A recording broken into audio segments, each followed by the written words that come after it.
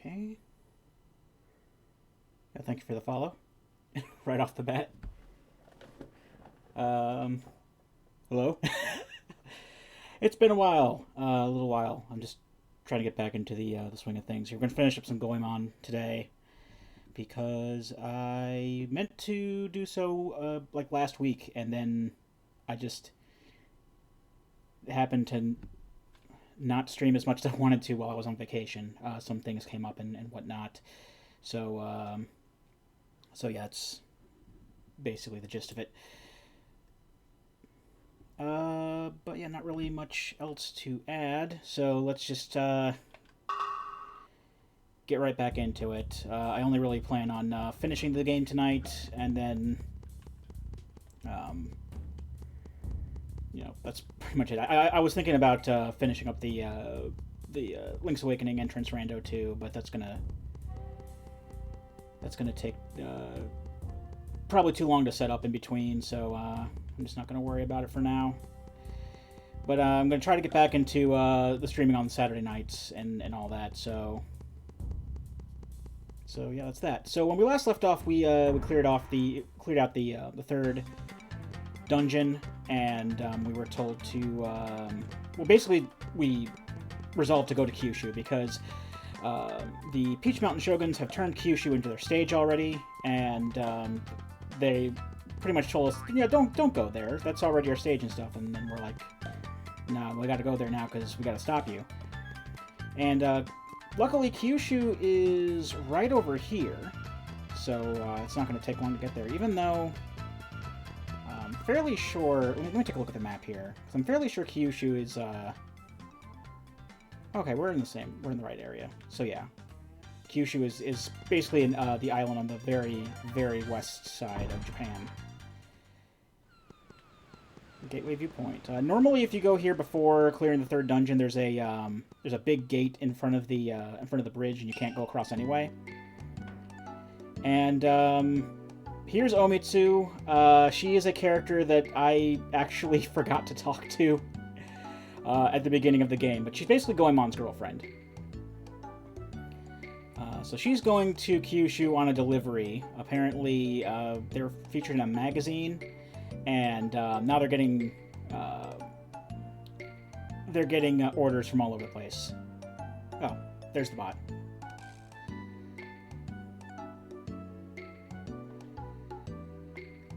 So the bot has disabled the emote-only chat. It took it a bit. I don't know why it took so long for it to do that.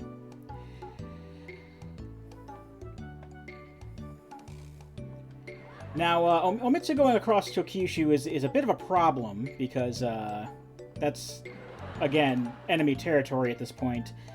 And, like Goemon says, we should be heading for Kyushu, where the Peach Mountain guys went. And Omitsu is already halfway across the bridge, so rather than running after her onto the bridge, we just decided to sit there while she completes her journey and just allow bad stuff to happen, as we'll see here.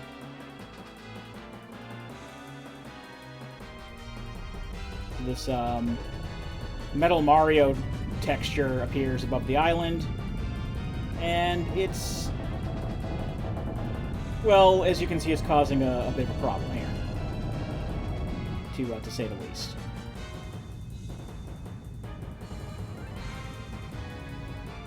Now, not saying that we could have averted this specifically from happening, but we could have just resolved to not stand there and do nothing.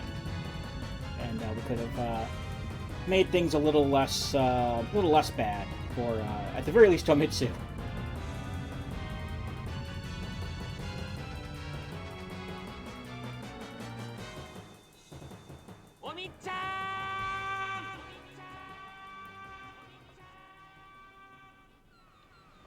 We have a problem here. Kyushu is separated from Japan. It's a separate island anyway, so whatever. And it's disappeared. What should we do?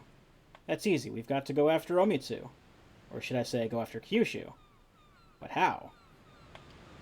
I know. When lost for answers, we should ask the fortune teller. Now, obviously I know where to go since I've beaten the game already, but I can't remember if this is actually... if, like, there's a flag locked behind going to the fortune teller. Because I recall actually not going to the fortune teller and being able to proceed normally, but I think... But I keep remember remembering the first time I played, and I couldn't figure out what to do, and I went to the fortune teller. I think that might have been a flag set there too, kind of like talking to that one person in the tea house to get the mini Ibisu power. But I think it might be a good idea to go talk to the fortune teller anyway, because it's definitely something worth seeing. I haven't been to any fortune tellers quite yet, but let's just take the opportunity to. Just to kind of see what we're getting into, because it's a little amusing, I would say. So that way, even if it's not any kind of a flag or something, we could trigger it anyway. So this is Plasma Man. He's the fortune teller. He has a little mask over his head that says Plasma on it, I think. I don't know. Oh no, it says something else. Okay, I can't read what it says. We'll just pay him 10 Rio. And, yeah. It says we need to go north. That is someone who can help us out. However, we must first go to Oedo Town and undergo one training session. So this is basically leading into... I admit my least favorite part of this game. While this minigame doesn't always give me trouble, it does have a history of doing so. Actually, let's see down. Basically, we're getting ready to get Goemon's special power here. And basically, the house that was empty at the beginning of the game now has a gym in it. Yes, it does have the gym in it now. And we have to go through this mini game where we develop our muscles. And Metal Box, we'll get to that later. Let me explain the training. Several Oyakata, that's the asshole who was opening up the cabinet in the mini Ibisu minigame. They're going to come out of the ground. We have to basically throw boxes at them to keep them from popping balloons. And this is an endurance thing. We actually have to last a certain amount of time. We have to let the timer run out. And if any of our balloons get popped, we lose, and we have to start over. And this is very frustrating. That's 99 seconds of this. Some of these guys go faster than others. I usually start off by kind of identifying which ones are more likely to be a problem at the beginning, and then I'll just eventually go to throwing a box each one, maybe one or two. It's kind of like a rhythm. Once you get it, the rhythm going, then it's fine, but we're going to lose. Yeah, so hopefully we won't be stuck at this for too long, but like I said, this is my least favorite part of the game, and it is the one that gives me the most trouble. And with the way that I have my my capture set up, there is a little bit of a noticeable delay on my controls, so we'll see just exactly how long this takes us, because it's not fun for me.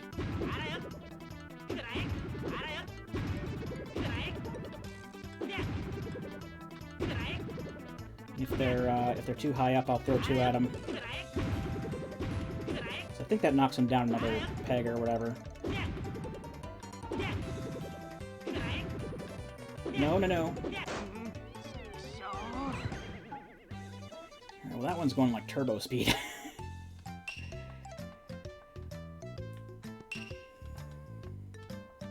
So I thought I had the rhythm there, but apparently I was incorrect. But, you know, we just have to... Unfortunately, just have to keep doing this until we get... Because this is required for us to progress, unfortunately. So you're moving. You're moving. You're definitely moving. Let's just start doing this.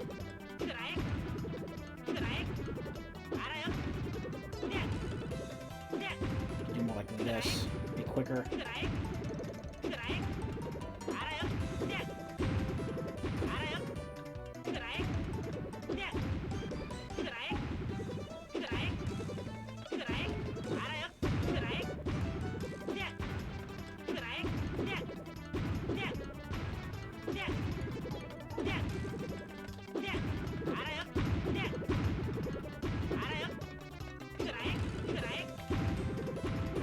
Oh, no, you don't.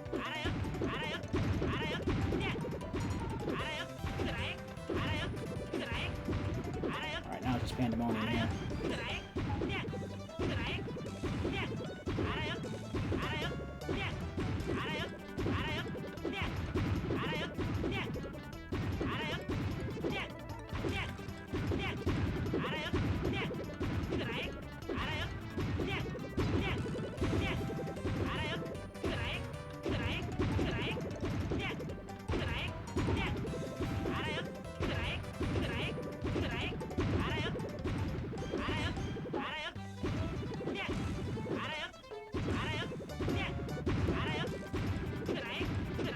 No, no, no, no, no, no. Ow! So close. That was only 2 seconds off. Oh well, let's try again.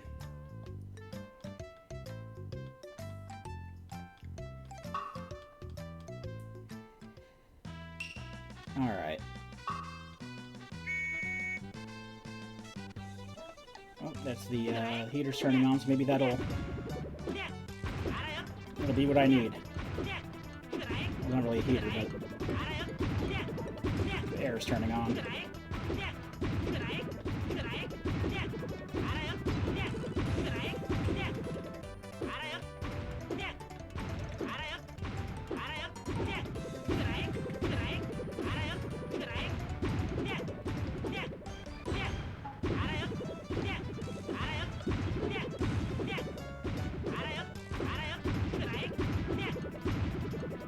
I just noticed that hitting them 3 in a row kind of just knocks them all the way down to the bottom. But because they go at variable speeds, I don't know how worthwhile a technique that is going to be for the most part.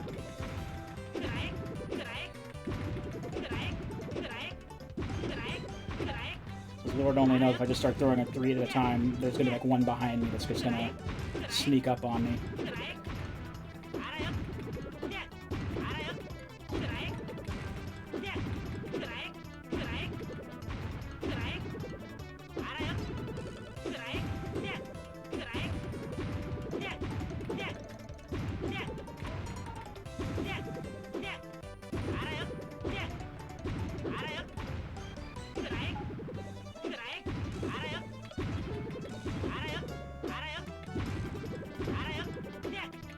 I think we got it this time. There we go.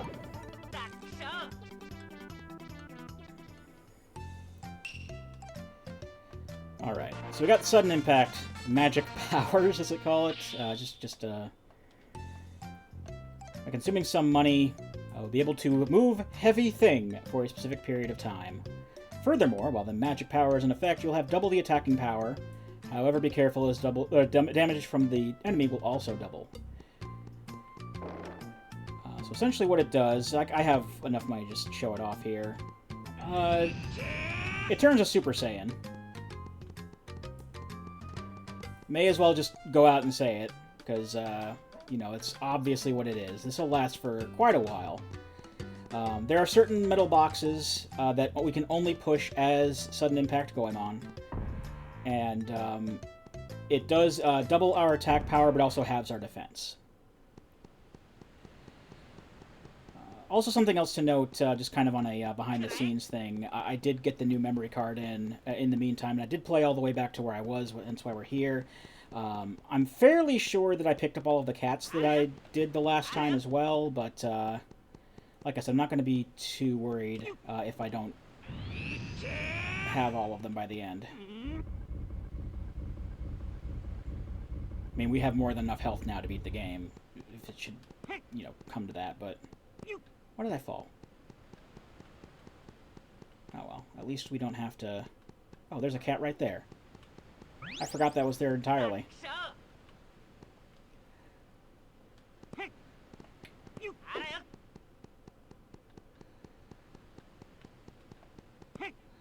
So let's head on in here like we're supposed to in the first place. And this is the way north. Northeast, but north, yes. Basically kind of the, like not Hokkaido, but, like northern Honshu. I don't think we go to... No, this is it all takes place on Honshu. And, like, Kyushu, kind of. We don't go to Hokkaido at all. And there's a couple of cats here that are kind of a pain to get because of the how wonky the platforming can be sometimes, but I think we should be able to get it okay. But we are a little over halfway through the game now, so we'll definitely be able to beat this tonight, at the very least.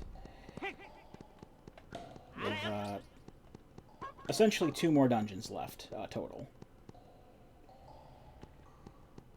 Just to kind of give you a gauge as to how far along we are. And I do plan, again, I do at least want to try getting all the cats. There are some cats in places that we've already been, but we didn't have the ability to get them at the time.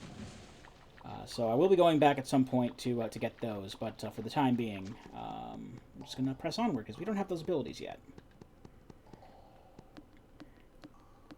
I've always found it kind of weird and a little bit irksome that, like, Ibisumaru gets his special ability, like his magic ability, or whatever you want to call it, basically on the way to the second dungeon, and then, like, the other 3 just kind of get theirs, not really in rapid succession. Like, we just got Goemons now, but, that's on the way to the penultimate dungeon, and then Sasuke and Yae pretty much get theirs, like one right after the other. Well, no, actually, we'll be getting Yae's actually pretty soon. We get Sasuke's after the next dungeon, though.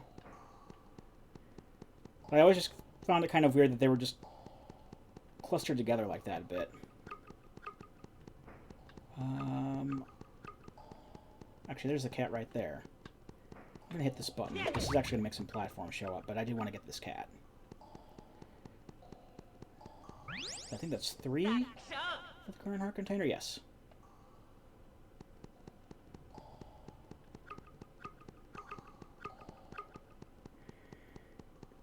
Now, this does mean we have to run all the way back to the other platforms, but that's okay. I actually kind of thought that they were, that particular cat was up on the platforms to get, but no. I remember the pain in the ass part was having to collect that and then come all the way back to this room just to get back up on the platforms. Because I would always forget that that cat is there until I'm, you know, looking over it. Let's grab the health, why not? Yo, what's up, Miyagi? How you doing? Good to see you. Playing some Mystical Ninja Star and Goemon here. We're looking to finish the game tonight. So it's going to be a fun time, I think.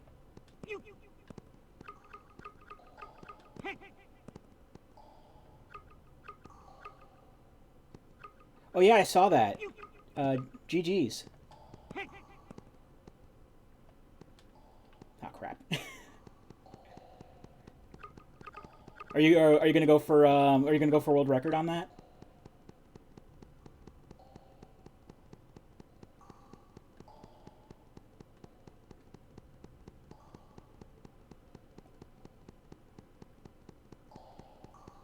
So we're unfamiliar with this title. Yeah, it's I don't want to say it's super obscure or anything. There are a lot of people that know about it, but the series in general, it's one of those ones that's like huge in Japan, but got very few releases over here. I played this a lot when I was younger, so it's basically my favorite game on the N64. But this was basically, at least for a few months, Ocarina of Time before Ocarina of Time came out.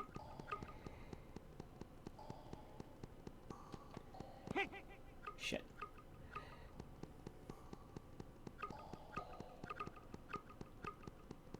Gogo's basically optimized world record all hell, but... oh, gotcha.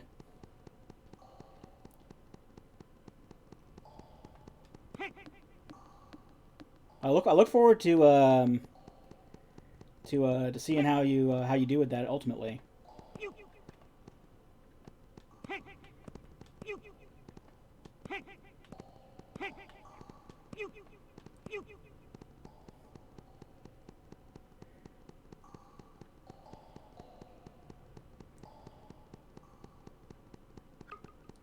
All right, let's see if we can get over this time. A challenge early on to beat the game of 4. Oh! 4 hits or less.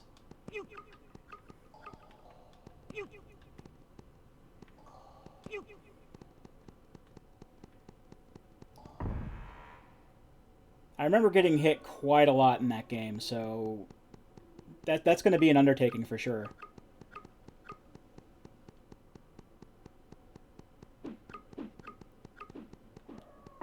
Didn't break the any % route as early as World 2.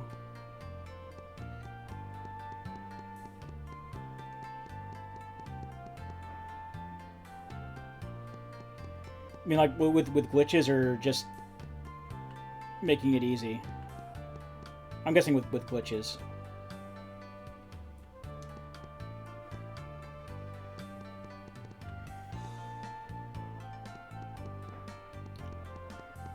I'd probably have a heck of a time with Grunty's Revenge if I was to try to speedrun it, because... I mean, I probably just see more practice, but I remember the final boss, like, took me, like, 4 or 5 tries. Because just getting to her is a pain in the ass. I do like it overall, though. It's a good game. I just wish it was more well known. All right, so we're in Festival Village now, in I guess the Mutsu area is what it was saying. And basically the townsfolk say that they have festivals all the time, and that's why it's Festival Village. And very nice. I mean, the whole game has very nice music, but there is one glitch that I like to do every time I come here, and it has to do with the staircase here. There's actually some trouble with clipping on that on that corner there, and it's not like it's like a game-breaking glitch or anything. You just kind of fall into the void after a while. I do like to steer myself out of the mini-map and everything. It's just something I like to do for fun.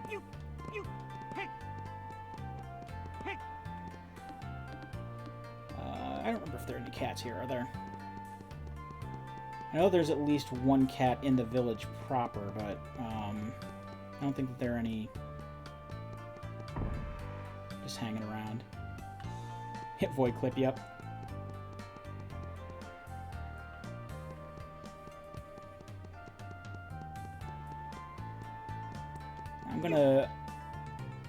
Let's go ahead and buy some armor, why not? Well, actually, they have the better fish balls here now. The fish rice balls will just refill you. It's basically a full heal if you die. I want the armor as well, why not?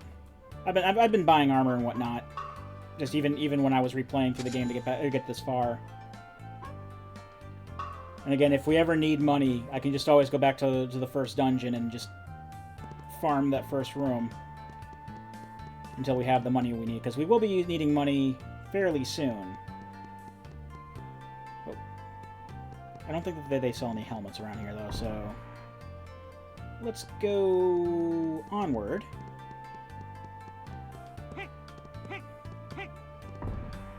Because there are some flags that I do have to... I do have to set by talking to people and whatnot. I don't know if I have to actually see the boulder, but just to be on the safe side.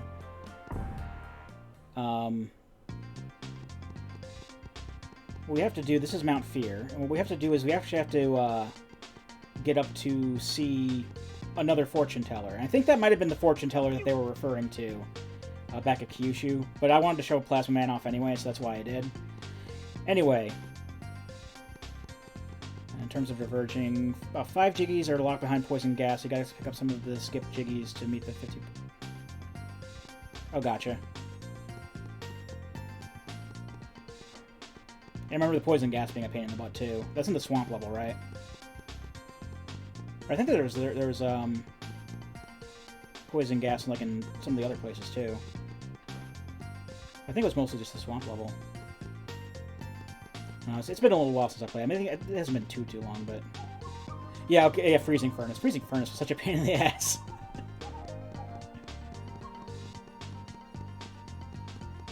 Anyway, that, as I'm going around dodging ghosts here, this slope here is actually meant to be, according to the townsfolk, the main way up the mountain to see the, fortune teller at the top. And now there is a... back way up the mountain, as noted by this sign here. However, there is a big boulder in the way. Now, if we hit it with our weapon, you'll notice that it makes the, you know, the enemy hit sound, but it's not really doing anything.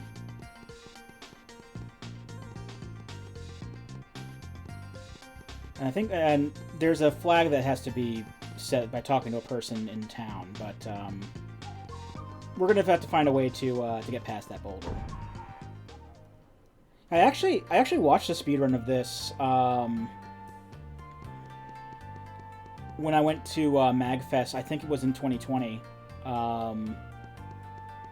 They had a speedrunning marathon going on, and one of the games I played was this. Unfortunately, they hard-locked the game at the end of the 3rd dungeon and weren't able to finish. Which was a bit disappointing, but it was still neat to see some of the strats there, even though they basically spent 20 minutes trying to get a glitch to work. The ocean about this time of year becomes covered in ice. No, it's not that guy. It's someone in this this map here. It's where a witch lives. Call the spirits of all kinds of people. Just the other day, she called up an alien spirit, which ended up causing a huge headache. Okay. Is it you? It's been very cold for several days now. The main route leading to Mount Fear is now covered in ice, making it very difficult. But it shouldn't be nearly as difficult to climb if you use a ladder and climb the alternate route around the back. Is it you? No, I don't think it's you. It's an older NPC. Is he over here? It's this guy, actually. Yep, Mr. Mokube, who lives around Mount Fuji, is actually my elder brother. I have been hearing rumors that he has further developed his skills. If you use the pipe my brother makes, there should be no problem getting through to destroy the rocks blocking at Mount Fear. So, for those of you who have seen the first part of the stream, the first session of this game, or the first VOD or whatever, you may remember Mokube from the beginning of the game, who gave us the chain pipe. Well, we're gonna have to go visit him again. Oh. Now, before we stop by his place, because we do have to climb Mount Fuji again, which is no big deal, but before we do that, there is a cat that I forgot to get that we do have access to in Zazen Town. But it sounds like Link voice clips.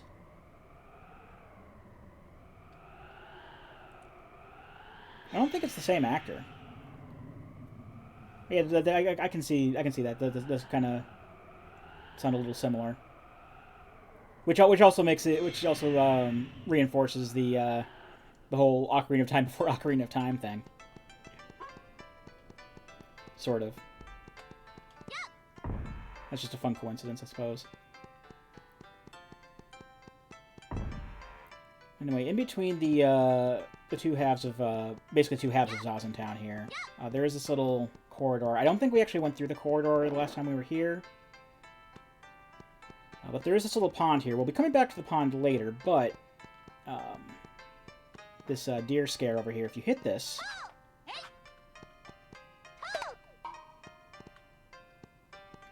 cat comes down.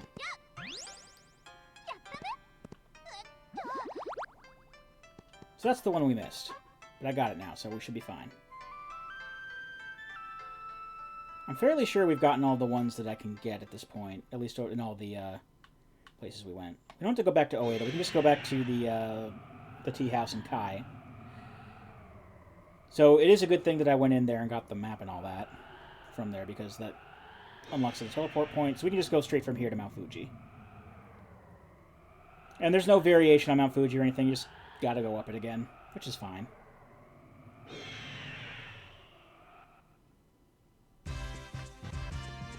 And we get to listen to this jam again, which is always good.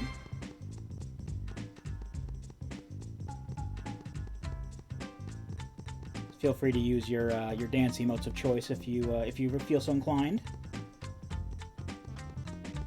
I mean, you could technically do it with like any song in this game, really. Every song is good. At least in my opinion.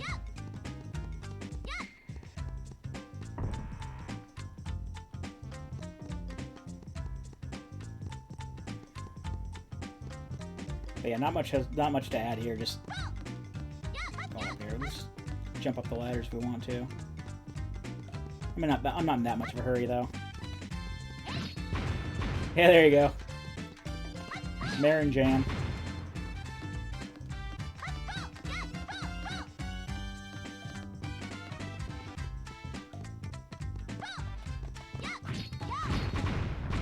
Right.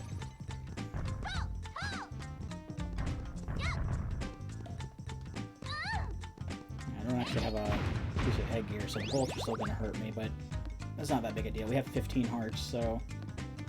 15 hearts and 6 lives. So that should at least carry us to the end of the game. Like I said, I've never gotten a game over in this because it's...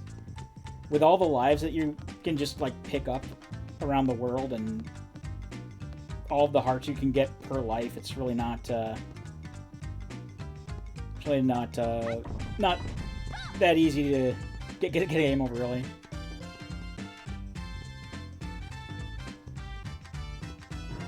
Yeah, I've seen you over it on JSR stream too. Yeah, I don't stream super often. I mainly just aim for doing Saturday nights, and that's mostly it because that's basically what works with my schedule.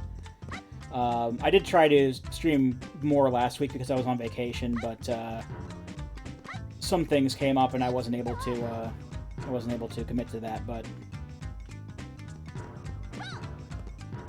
I'm glad you're enjoying the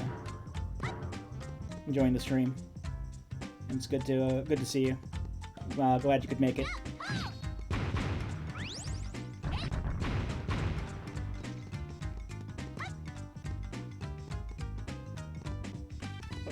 Up the ladder, please.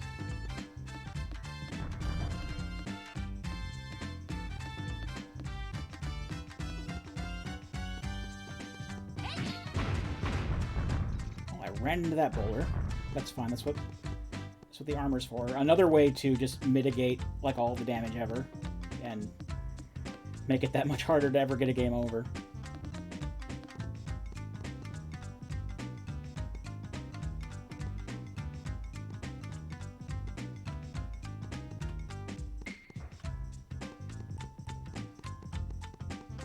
Been fighting a bit.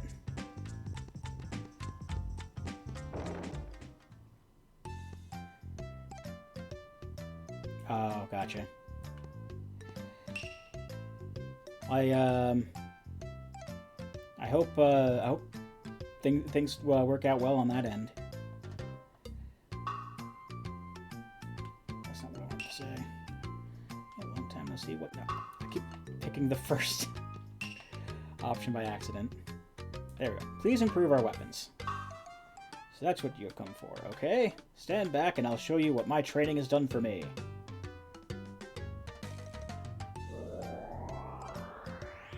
No problem, Miyagi. How's that for improvement? Here you go. So we basically now have what are basically referred to as the silver weapons. So all of our weapons are a little bit bigger and have a silver tinge to them, and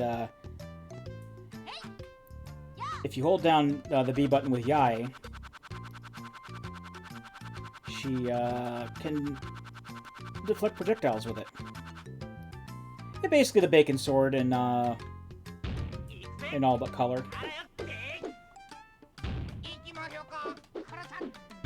And of course, since the Sasuke's kunai already looked like it was silver in the first place, they changed the icon to have 2 kunai. Just kind of give it a bit of differentiation there. Alright, so now we can just go straight back to Festival Village.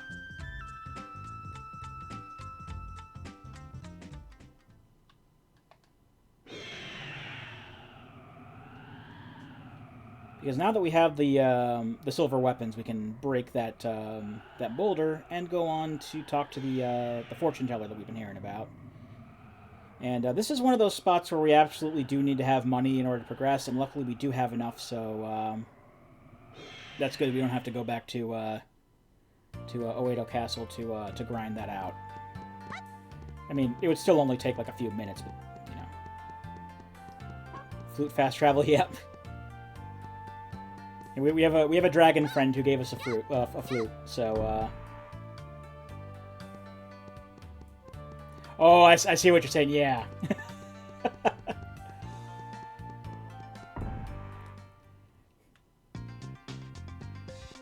Unfortunately, we did not have a spot with which to do the salute, but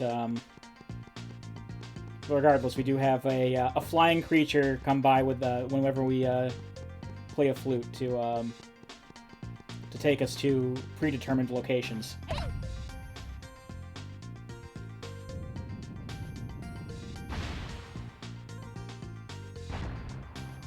So yeah, hitting it with a normal weapon didn't do anything. Hitting it with a silver weapon caused it to spin around, leap out of that spot, and break directly in half, and then the 2 halves just stay up there. I'm not going to question it. That's just how that rock behaves when hit with silver weapons, I suppose. Oh, the rock is just chilling.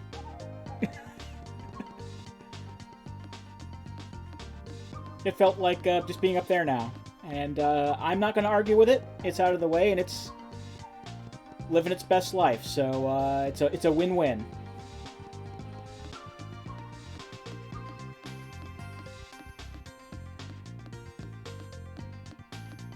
So it's just a straightforward climb to the fortune teller. I'm not even going to bother with the ghosts. Typical silver weapon behavior, exactly.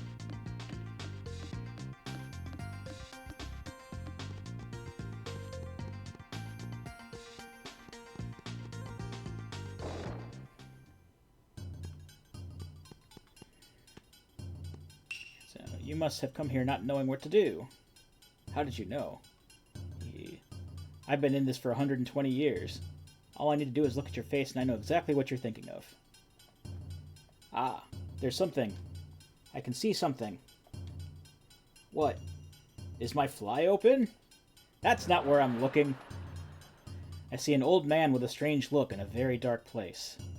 Strange? Then it could only be the wise old man in Iga. You must be joking. Sounds like you know this man. How about it? With my powers, I could call him out here. Really? Please, I just want to get a glimpse of my wise old man. Alright, I'll do it for 300 Rio. You're asking us for money? Of course, this is business. I've got to charge something. Well, luckily we have 300 Rio, so we can just let the cutscene play out from here.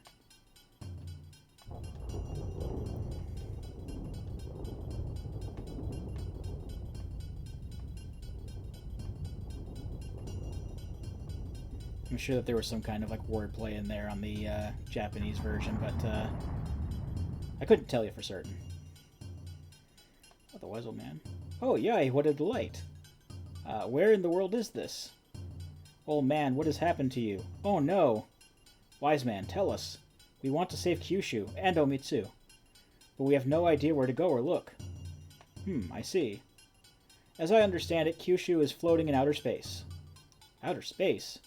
Yeah, but how are we going to get all the way out there? There is one way. Huh?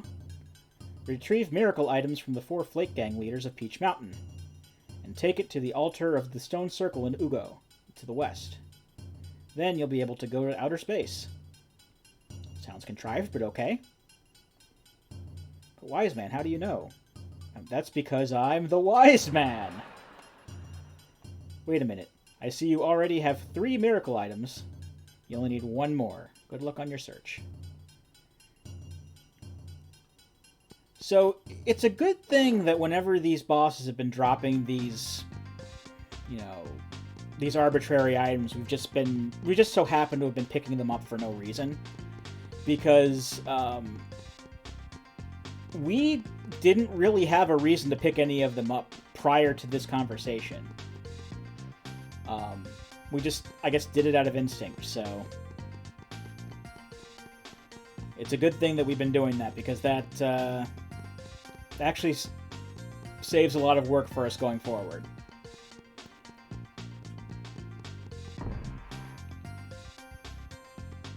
Over here, there's a, large body of water. And this is the Stone Circle at Ugo over here. Now, the thing is, the last dungeon that we have to go to get the last miracle item is actually underwater.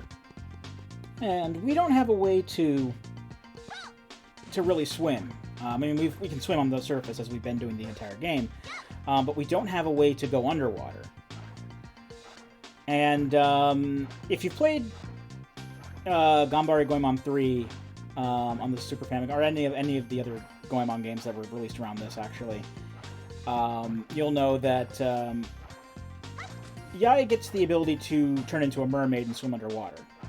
So that's pretty much what we have to do. But first I have to find a way out of the water, because it's not exactly letting me run up this the ledge here. Oh, there's a convenient ramp right here. That's nice. I don't know who exactly in town says it, but they do mention that there is a nearby waterfall that if you swim up it, you'll become a mermaid. I think that that's tied into some sort of folklore. It may also be tied into the, or maybe referencing. I don't know if there's a like a fable about somebody swimming up a waterfall and becoming a mermaid. I do know of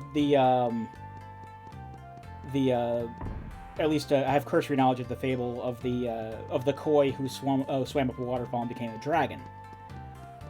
So maybe that's what this is a reference to, but there is a waterfall. If we head backwards a bit, we can take this path that we actually bypassed before. And there isn't a cat over here, is there? No, there's not.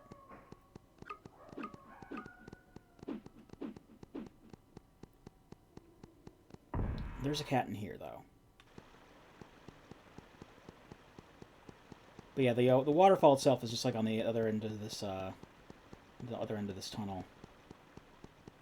I know that there's a cat that's down here someplace. I don't remember if I actually have to be able to swim underwater to get at the cat itself, but it is down on this lower level someplace.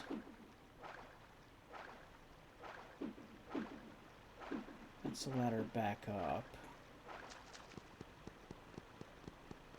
Oh, there it is.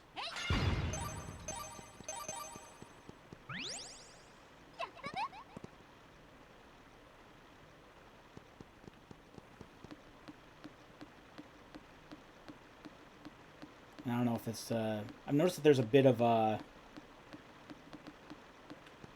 desync on the, at least from where I'm sitting, there's a bit of a desync on the audio for the capture, but there really isn't any way I know of how to fix that. It's not too bad of a delay either, so it should be okay.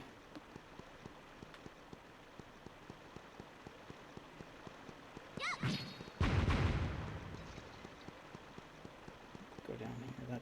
Yeah, that leads back to the beginning, so... Let's just go through the tunnel normally. And we'll get to where we need to get to in order to proceed.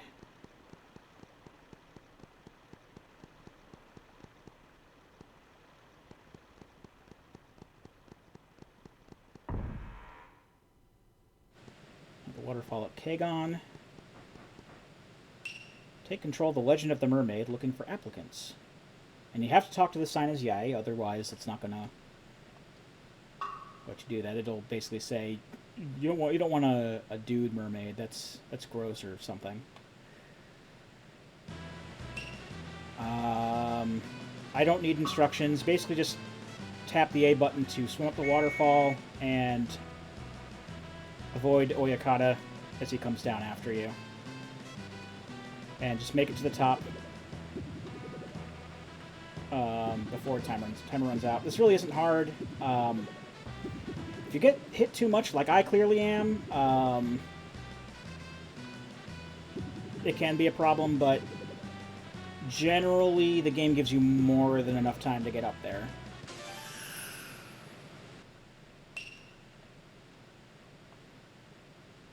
Mermaid Princess, huh? Okay.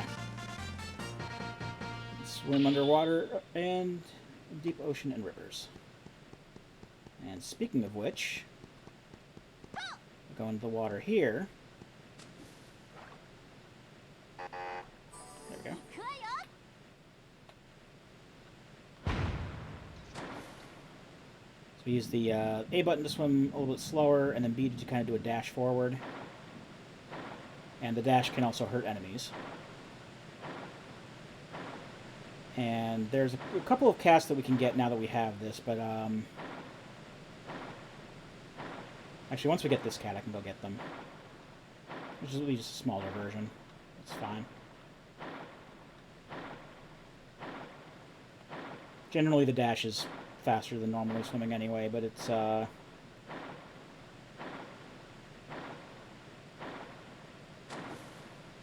maneuverable, I guess you could say, to just do the A button.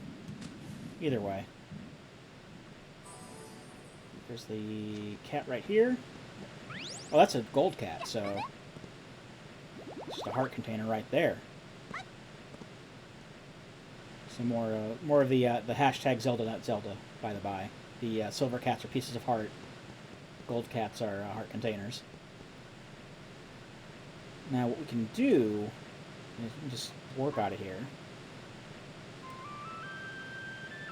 And I'm going to head back to Zazen Town first, because the Yamato area, which is where that big building was that had the two cats in it, that outside area has a river, and the river has a cat in it that we can get real quick.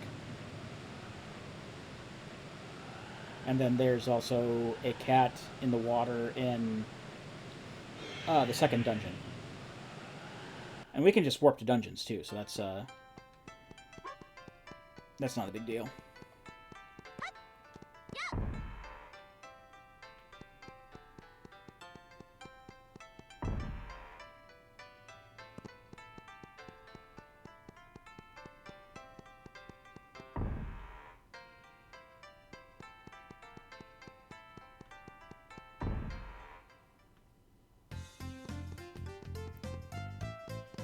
We still have to run all the way down there to get to it, but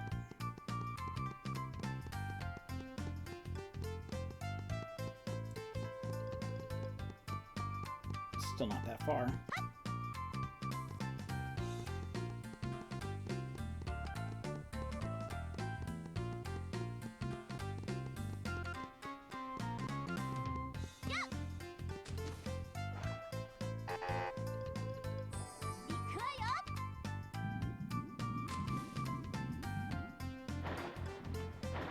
Cat is in here.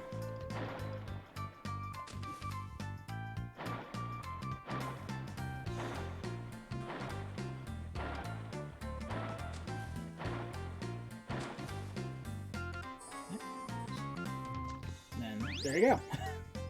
Not really much else to say about that. So we can go ahead and just warp right to the second dungeon.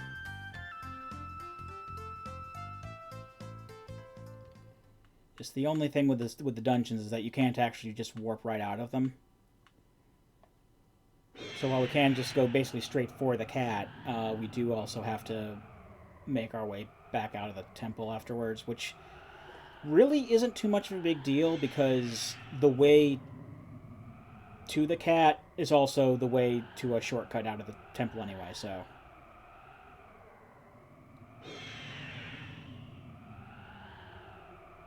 It shouldn't take too long, basically, is what I'm saying.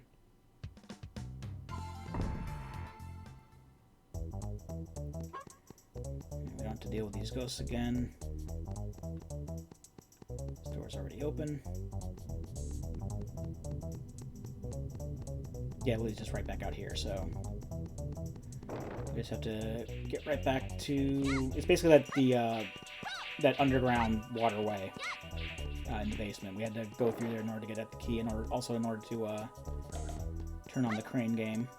I think I might have pointed out the cat when we were last there, but... Either way, we'll be just grabbing the cat now.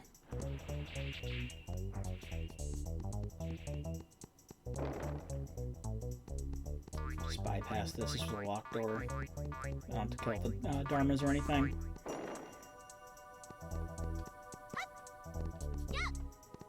Okay, yeah, this didn't take long at all.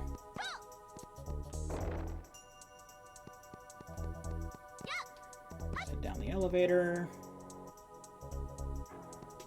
And then actually go into the water and not across the shogi pieces.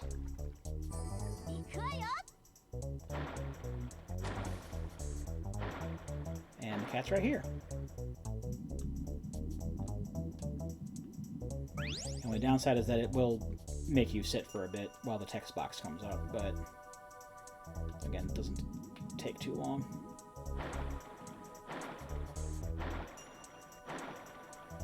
Also, this is a bit quicker than going across the shogi pieces anyway, so...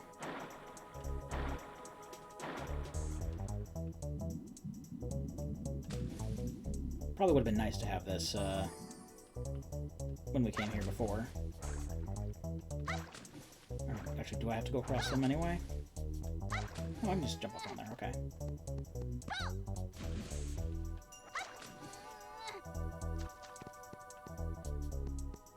Alright, there we go.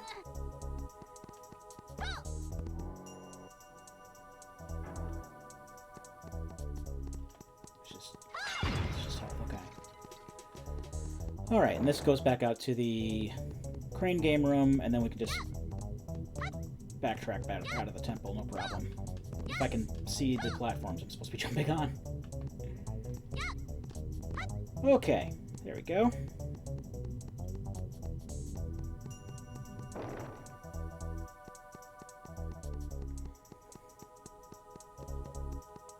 So just bring the flute up so we can just go ahead and warp directly to Festival Town.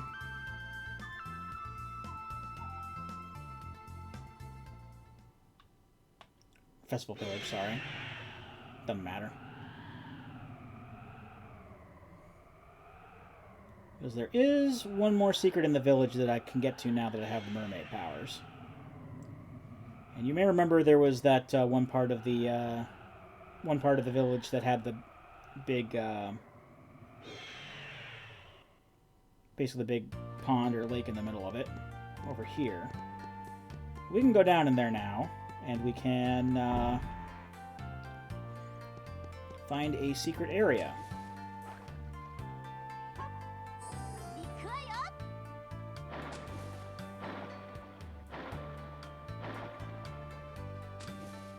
Which has a shop here. But I believe there's also a cat. Why are you not letting me transform back? Am I too close to the land?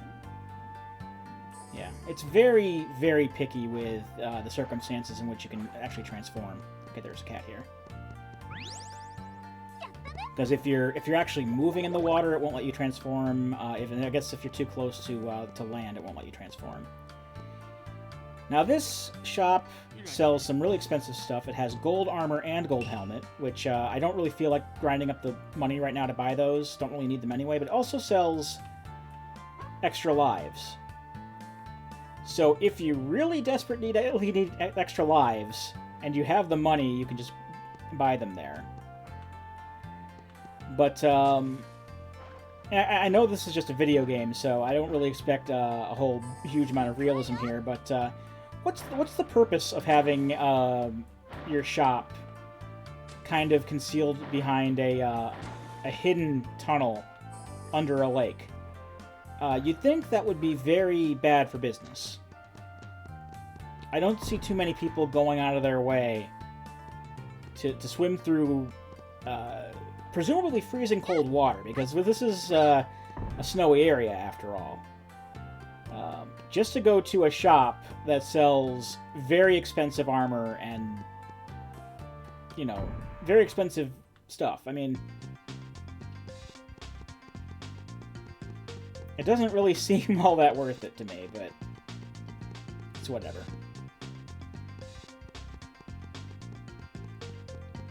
It's just chalk it up to video game logic, I suppose. Now, if my math is correct, we should be well on the way to 100% of the cats, because we just got the last one to fill up the previous heart container. Yes, we did. And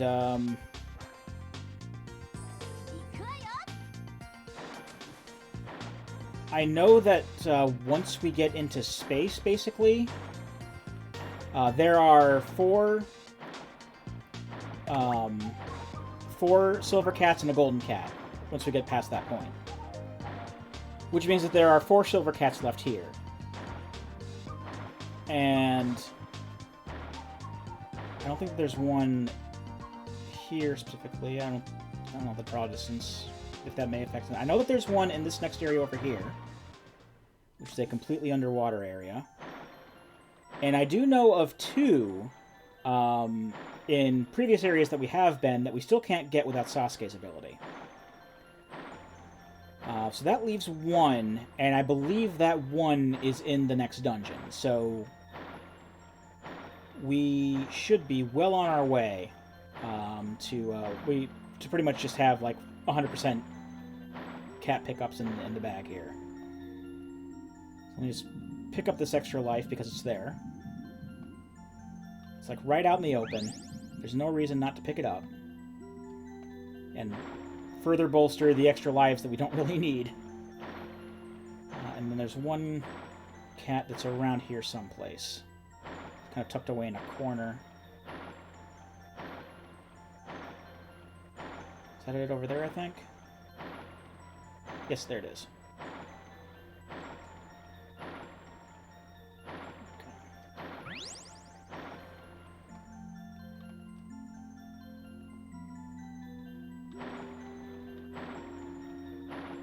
So now the dungeon itself doesn't really have much of a.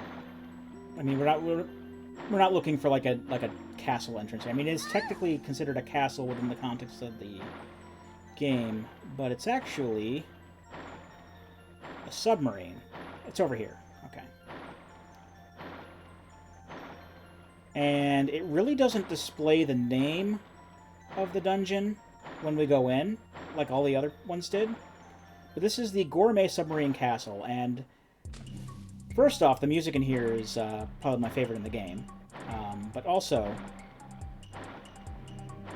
we don't want to go that way. That's actually just going to lead us back out to the back outside. Actually, want to go up here, and we've got to be really careful going up here, because there is a way that like you can kind of overshoot something and soft lock yourself by getting stuck in a wall. But luckily that didn't happen here. And if I had soft lock by getting myself stuck in a wall, well, that would be about an hour's worth of progress I would have to redo, and I don't really feel like doing that. But the reason this is called the Gourmet Submarine Castle will be very apparent very shortly. Well, actually, here's an example of it here. It's sushi platforms. Let's grab the map.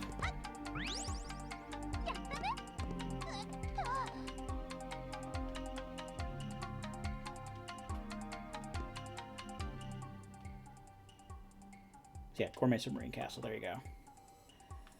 But not only are we in a submarine, but the dungeon itself is food-themed. So we're going to be seeing all kinds of different food products acting as platforms and whatnot. It's all very amusing.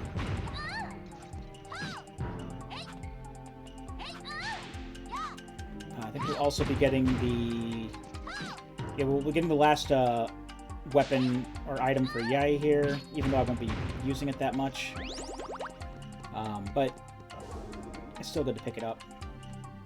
Swap back to Goemon here so we can use the chain pipe.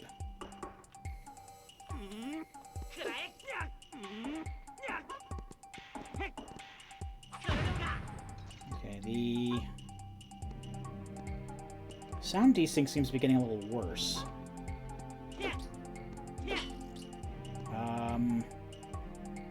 Give me one moment. Let me try something here.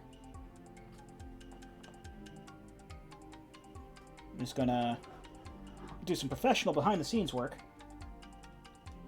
Just disconnect the HDMI from that and plug it back in. Well, maybe that fixed it.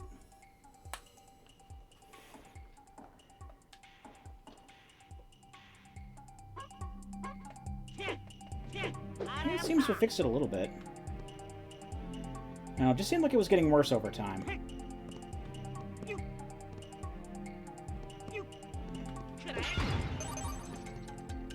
It seems to be basically what it was last time I played at this point right now, so that's fine. That just leads us back out here. There are a lot of rooms that loop in on each other in this dungeon, which can be annoying.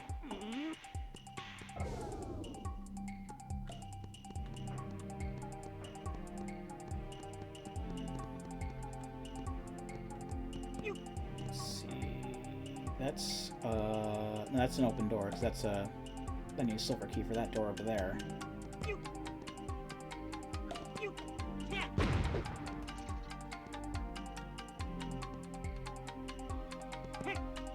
Oh. Alright, let's try it again.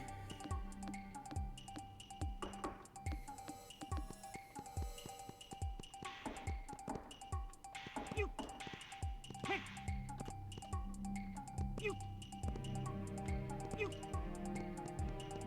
here. Okay, this is this. I don't think we need to go down to where that, those metal platforms are down there. I think that's just kind of like a backup if you get stuck. Because luckily the hot surfaces won't outright kill you or anything if you fall down into them. They're just, constantly hurt you over time. And since we have so much health and lives and a full health refill, I'm really not that concerned. So, let's go around this sushi carousel. Let's get at the key.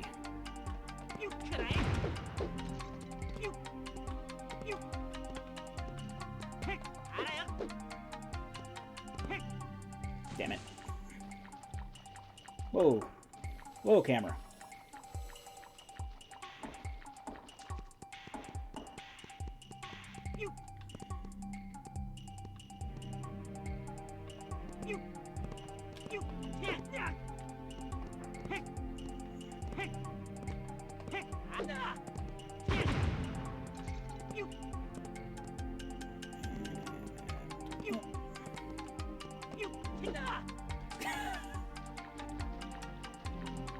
Okay, try again.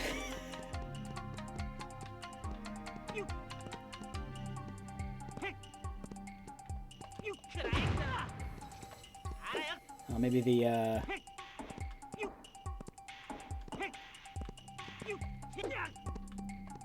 input delay on the capture is affecting me more than I think it is. Also, I keep trying to cut that corner when there's an invisible wall, and I really can't do that. So I should really stop trying and just go on to the next plate. And none of these guys are dropping health, which, like I said, I'm not too worried about it, but it's not helping matters. So we've gone through 7 hearts on this room alone. Alright, on to the next plate. Now let's go and get the key. Come on.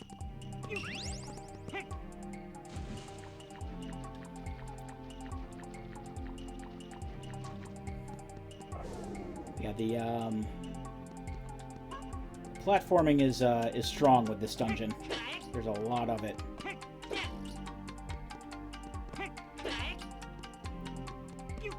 More so, I think, than the last dungeon, if I remember correctly. I know there are some parts in the last dungeon that are... I remember being a bit more of a pain in the butt, but... probably more so than anything here, but there's not... As far as I remember, there's not a lot of platforming... like, as much platforming as there is here. Actually, I can grab that full heal. I'll have the opportunity. And then take a leap of faith. And whiff it. That's alright.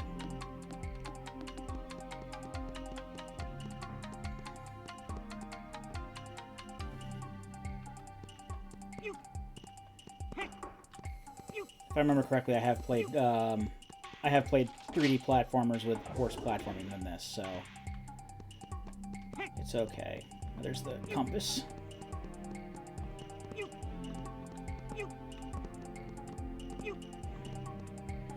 I don't need it, but may as well pick it up if I can see it. Come on. Get up on the ramen bowl, please. Oh. Durr. Oh. There's the second movement of the song. Come on. Get up. Wow. This is giving me more of a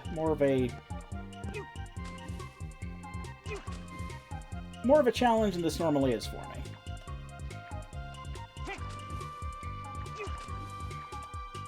The problem is, if you drop in the ramen, it counts as swimming, and jumping out of water isn't always as easy as it seems.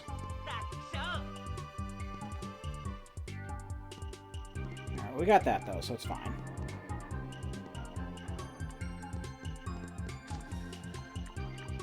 We get to swim in the soup here. I think you do have to be Yai in order to proceed.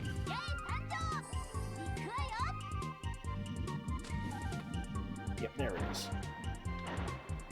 In.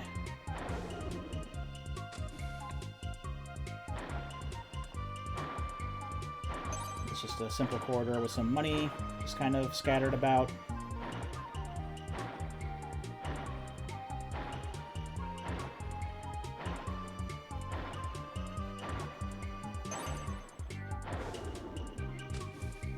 And now we're in regular water. There's a locked door, and the key to the locked door is just, like, out in the open with nothing barring you from getting at it, so not really much of a point in having a locked door here, if you ask me. think there's some like flan over here that has some health or something. It says pudding, but basically what they call pudding is what we would normally say flan for the type of pudding. Yeah, that's just health over there. I don't want to think that there's a cat. There's all the... No, it's just health. Okay.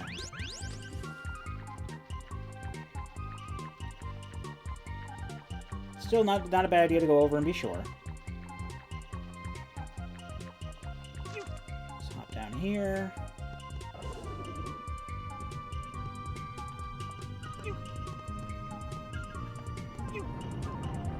I think this is like, this area isn't a problem, but this is one of those areas that likes to loop back on itself a lot, and there's a lot of... Oh, we don't want to go that way. No, sir. Let me swap to Sasuke, just in case I need to freeze these guys.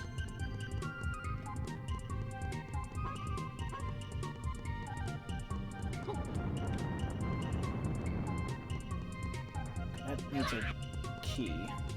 Probably that key over there. See, this I can see, I can more see being like, okay, yeah, that's a key to a door being justified, because it's still like a trial to get at the key. Which I think can just damage boost up here. Yeah.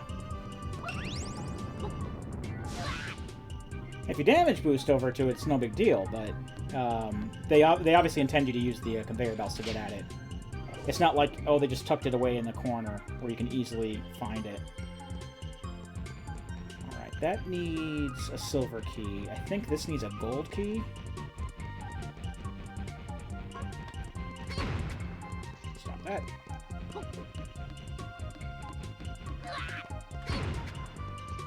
And there's the gold key. I believe this is where Yai's bazooka is.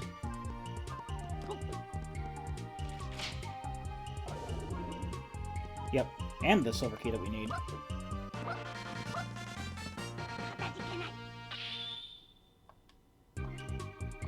So, bazooka's easier to get at than the key, because if you misjump that, you can fall onto the griddle and hurt yourself, but it doesn't hurt you that much, so it's not that big a deal.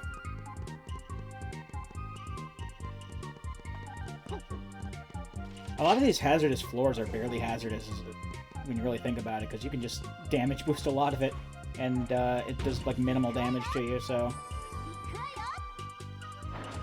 I can see what they were going for, trying to make it more challenging like that, but... if you abuse the mechanics, it's a little bit less so. So, a little bit further away from the ramp here. Actually, what's this? Is this where we just came from?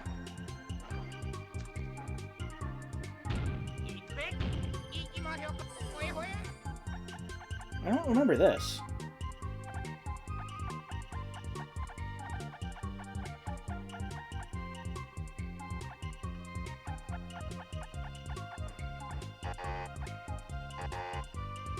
Doesn't that let me... Okay, it will let me.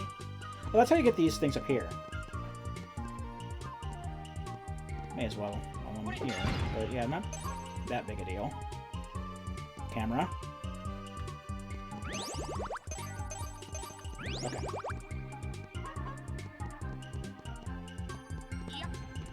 Let's swap back over to Yai and go back to where we were.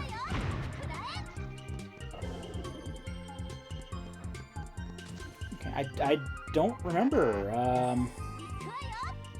I think I might have gone into there once or twice in the past, but I don't remember going in there before. So that's a neat thing to discover, I suppose. Ultimately didn't lead anywhere particularly useful, but still neat that it's there, I guess. Alright, this is burgers and fries level. Not burgers and fries, hot dogs and fries. And the sign that I just passed will tell you to use your camera, and it'll make a pathway up here, but I think I want to go in this way.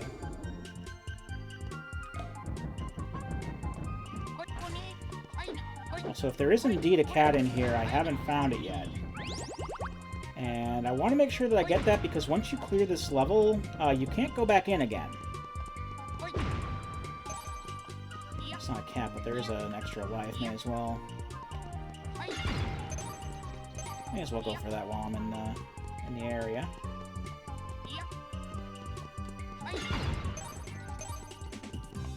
Oh, there's the third movement for the song.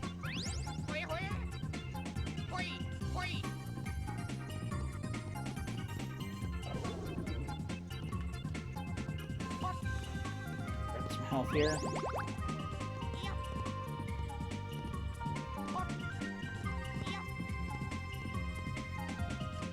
That's it.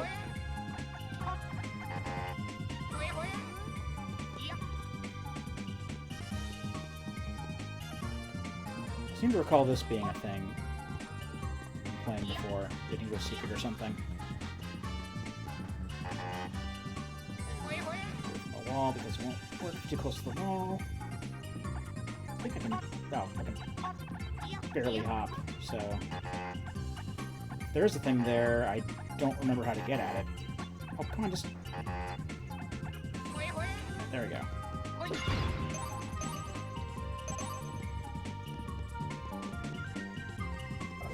I remember that leading to a secret or something. I don't think it was the cat, but... Then again, I don't remember 100% where the cat is, if there is one here. I don't need help that badly, just use the regular weapon. Does more damage. He dropped health anyway. Yeah, the silver weapon upgrade, unfortunately, does not upgrade the meat hammer. So, if you want to use that to try to get some health back, it's not going to do as much damage as your normal weapon at this point.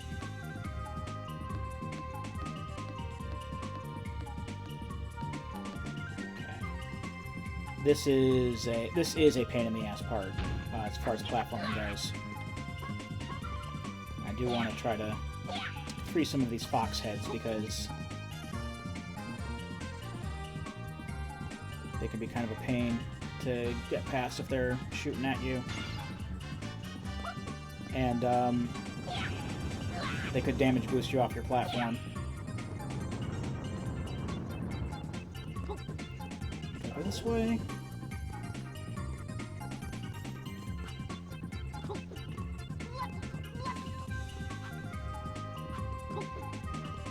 Take care of these guys. They're not going to leave me alone.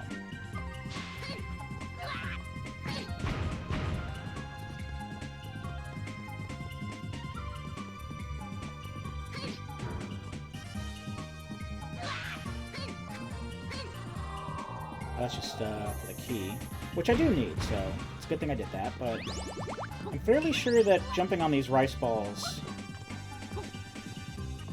will get you up to a platform or something.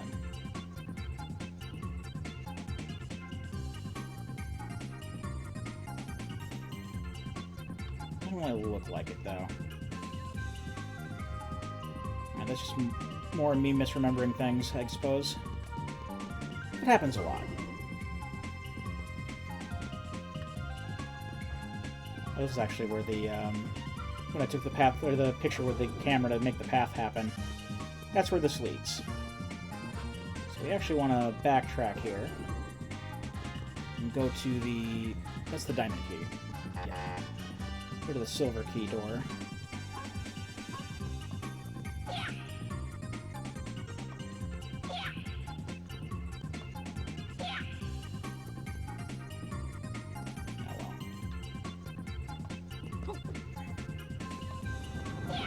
Me out of my noodle bowl. Ah. On platform. Okay. Excellent.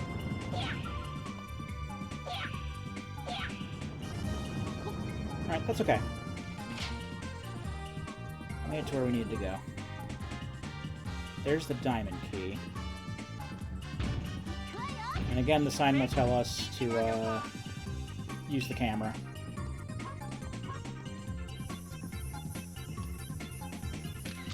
Because this is one of those kind of items where if the game doesn't spell out that you need to use it to progress, you're probably not going to think to use it.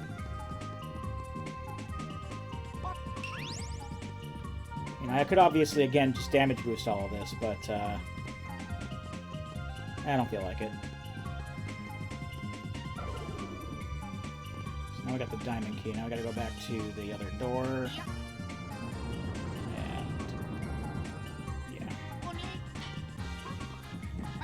Unfortunately, they don't just have a ladder over at the door I need to get through. So I gotta go across the noodle bowls again. Can I change on the ladder? No, I can't.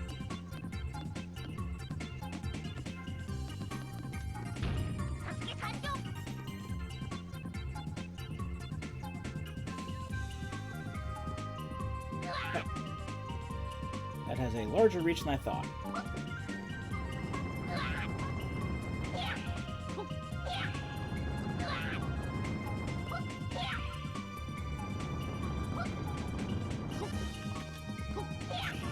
Wow.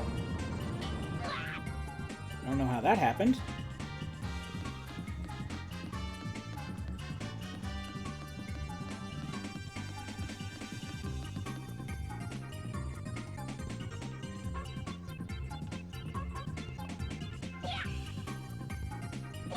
Come on, just hit the thing.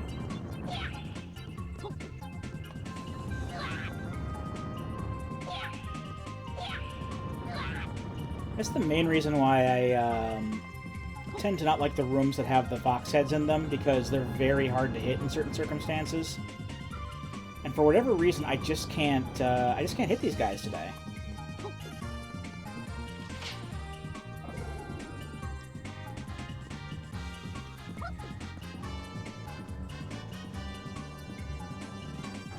This is the way to the boss, so...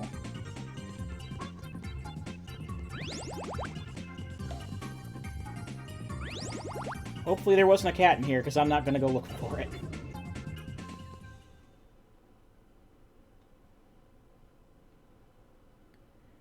So now we've got our fourth, general, or whatever they're calling. Flake Gang leader. Poron. You're a diehard fan of mine. Don't misunderstand. I've come here for the miracle item. I'm saying not for me, but for the miracle, is that so? It's too bad. Last I was in the Kansai region on vacation, I dropped it somewhere in Zazen Town. You gotta be kidding. If he's not kidding, we have to return to Zazen Town at once. And we get Lily back because... I guess we can't have a pre-boss fight sequence without talking to one of them. Or both of them. As is the case here. Because Danson shows up, and he goes off on the whole "I'm going to call you by the wrong name" gag that really wasn't funny, honestly.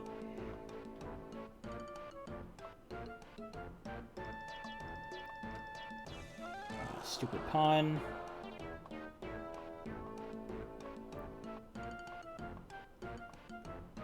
So I like this with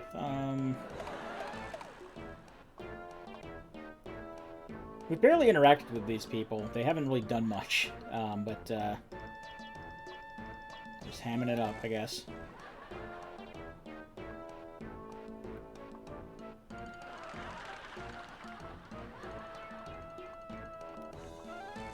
Now, the thing with this boss is we don't actually have any more traditional boss battles from here on out.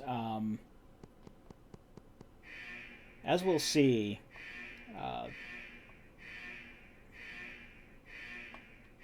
They saved the time bomb like they knew that it was there. What are you joking about? For times like this is what is needed. Yes, good idea to save, so that I don't have to do all that again should, you know, the worst happen and the game crash or something like that. I don't think that will happen, but yeah, for the remainder of the game, the boss battles are going to be impact boss battles, which is fine. because we haven't seen Impact in a while. We only saw him like in that mid-boss in between the first two dungeons, and we do get to see the music video each time he comes out. So more Ichiro Mizuki here.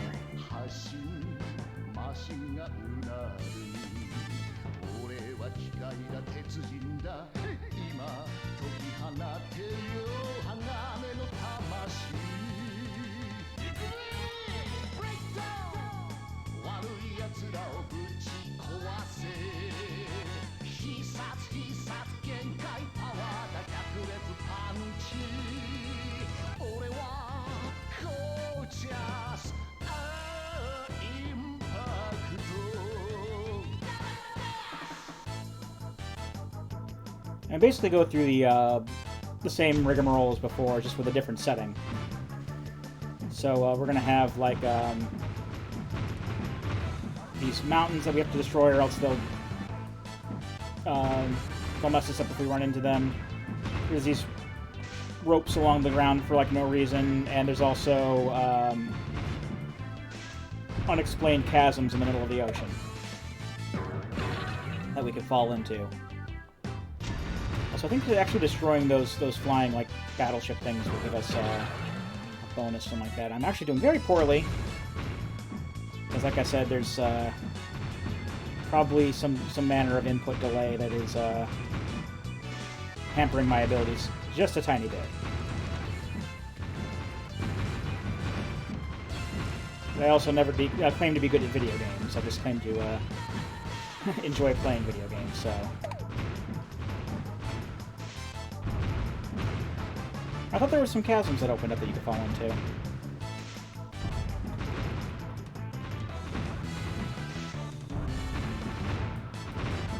I guess I misremembered that too. But again, it makes sense. That doesn't make any sense that there would be.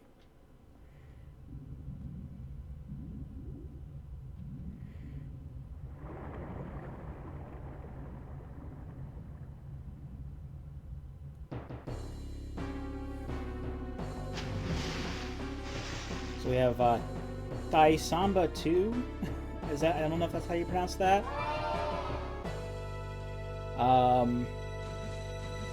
Not sure what may or may not have happened to Thai Samba 1. That might have been a boss or something like that in the previous game that wasn't localized. I do know that you fight Thai Samba 3 and 4 in the next game. So I'm really not pulling off the Gatling punch.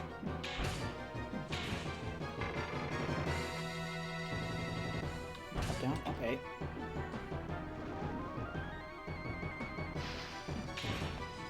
Now, this seems to be doing well enough.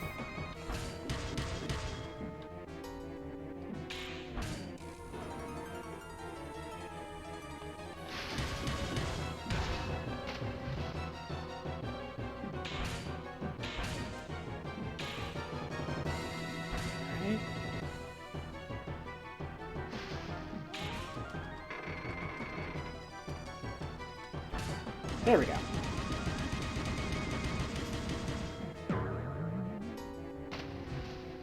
I did some very decent damage. And now we go underwater. And this is where the, because of how the draw distance is, the radar will come in handy. So you can tell what direction they're coming from. If the need arises. They're coming from over here.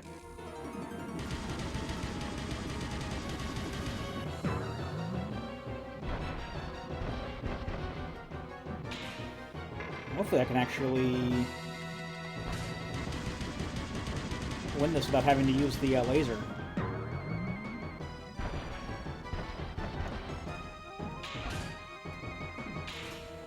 I should be able to pull this off, yeah.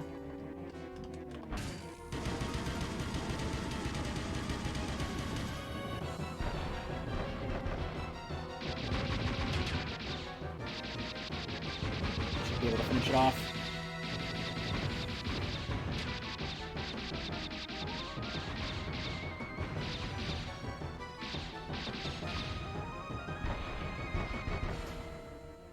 Oh, it's a robot boss battle, Miyagi. Some of the boss battles you fight, Goemon has a, for lack of a better term, a giant mech, and we just beat up a giant robot. I say for lack of a better term because a giant mech because I recently found out watching Jangle Storm play some of the Super Famicom Goemon games that Impact is actually not a mecha. He's just pretending to be, even though he has lots of mecha-like properties. He's actually from the planet Impact. So he's actually an alien. I'm not going to question it. Alright.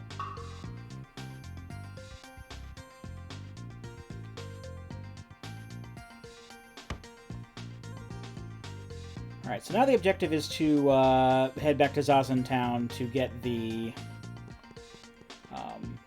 last miracle item, because that's where Poron dropped it. But before we do that, first off, I do need to grind some money, because we do not have enough to buy an item that we will need to progress in just a second. Yeah, mechanical alien with a cockpit and everything.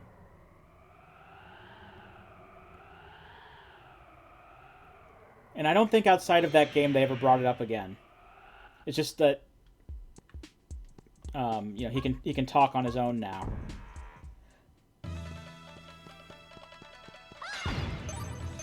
Now we're gonna need 800 Rio. But like I said,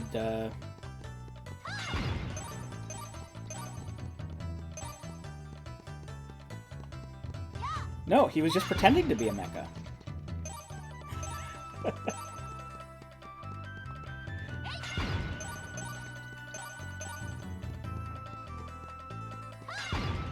Smile W.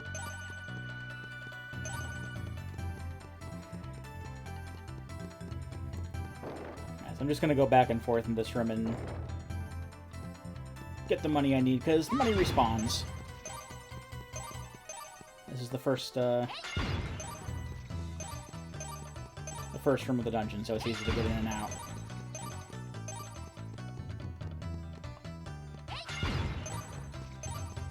And the funny thing is, at least when I watch Django play it, like, all of the other people on his planet aren't even that size. They're like normal people size. He just seems to be the exception to the rule.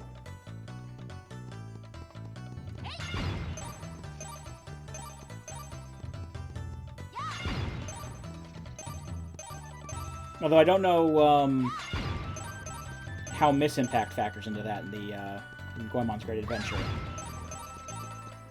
because the wise man seems to imply that he built Misimpact, but he also seemed to imply that he built Goemon Impact. So I don't know. I gotta try to stop making sense of all this.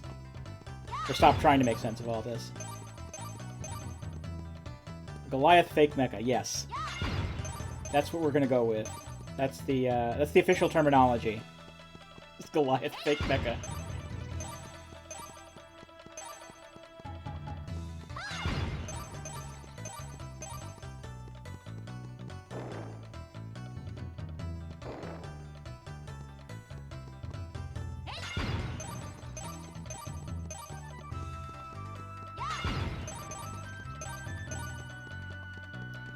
The desync seems to be getting a little iffy again. I'll play it for now, but I may try to readjust the desync again in a bit. Alright, that is sufficient money.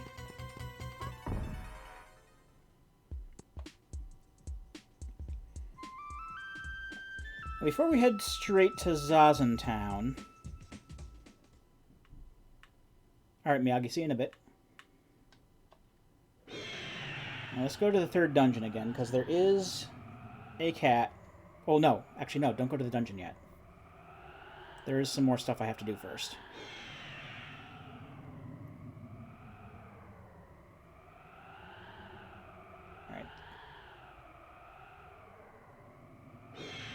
instead of going here, we're going to say, just kidding, and actually do go to Zazen Town.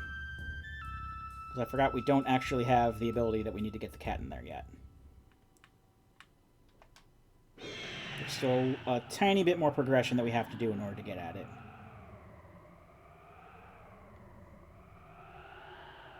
And considering the little bit of input delay that comes with the capture, who knows how well I'll do in the ensuing minigame to get Sasuke's ability.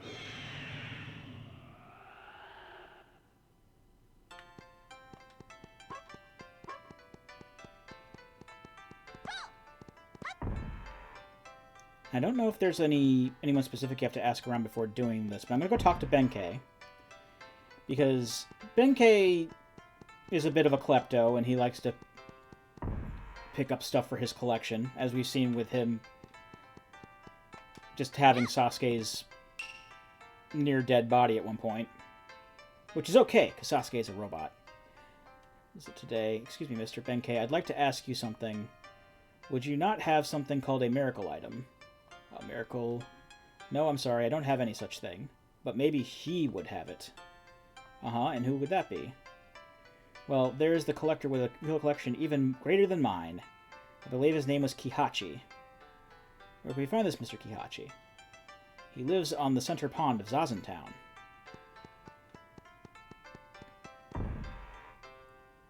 So, let's go to the little pond that's in the center here. Basically where we got that one cat from the deer scare. And, he actually lives right here. And if you played Ganbare Goemon 3, you'll recognize this guy too. He's a Kappa. You say, what do you want with me, the mighty water imp Kihachi? I'm sorry to bother you, but do you remember picking up an unusual item around here? Maybe you're referring to this odd item I picked up the other day. Is that a fact? If that's true, can you give it to us?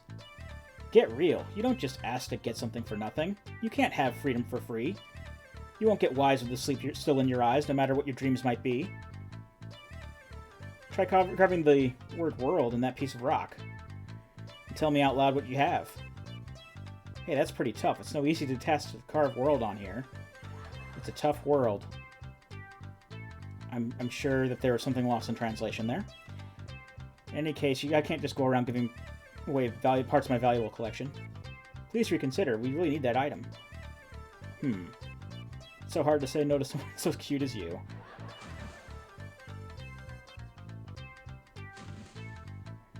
Alright, I'll give it to you if you bring me my favorite food.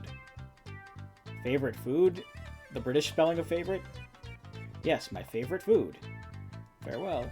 I say British, but it's more like the non-American way of spelling it. Alright. So essentially, seeing as he's a Kappa, his favorite food is a cucumber. And some townsfolk around are going to say that the best cucumbers come from the priest's son. And the priest's son is up on Mount Nyoigatake, which is not as big of an area as Mount Fuji. But it is right over here. And I actually looked up some of these, because some of these places are actually real places. Mount Nyoigatake is it's a much bigger mountain than is depicted here, but you can see they have a large fire going on there. In the real mountain, they actually do this kind of display. I don't know exactly what it's for, but they do that. Now, the priest's son is up on this platform here, but we can't get up here. That's because we need Sasuke's ability. And I don't remember who exactly tells you, but I think it's the I think I've talked to the priest.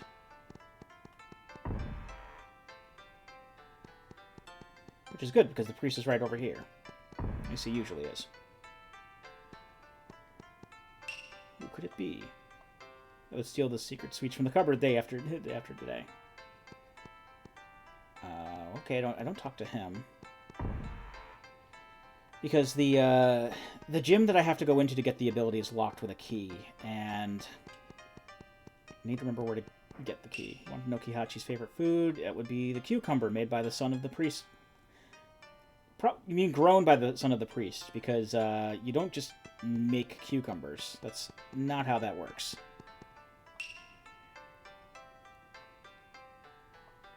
Okay, yeah, we know what the favorite food is.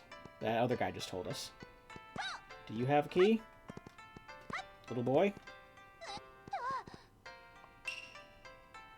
It's me. I don't need to answer that question. Can't stand his guts. He replaces the octopus with cucumber. If he does that, there's no longer octopus dumplings or cucumber dumplings.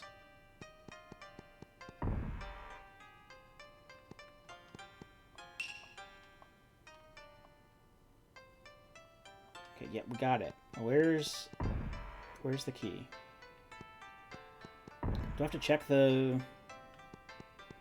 Because the gym is actually right out here in Bizen. It's been locked with a special key. We actually need that key to get in.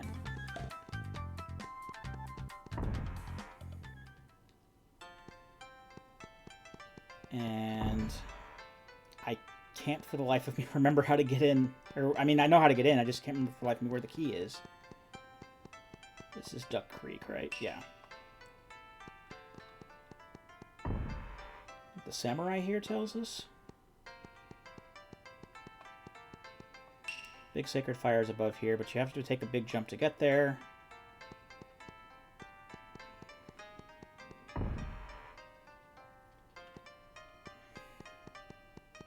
I'm not gonna have to look this up, am I? Where'd all the other NPCs go? Oh, they're over here. Okay. Let me try talking to the priest again. Talk to him as a different character. No, where's your son? I want to see my son. My son's gone to watch the big sacred fire. You'll find him at Mount Nyogatake next to this temple. So we'd be able to meet him if we went to Mount Nyogatake. It won't be quite that simple. In order to get to the big fire, only those with extensive training who can jump unimaginable heights will be able to proceed. Think you could do that? I'll try. Alright, so he gives us the key. In Bizen of the Chugoku region, there's a locked warehouse. Inside that warehouse is a training gym, and here's the key to that gym.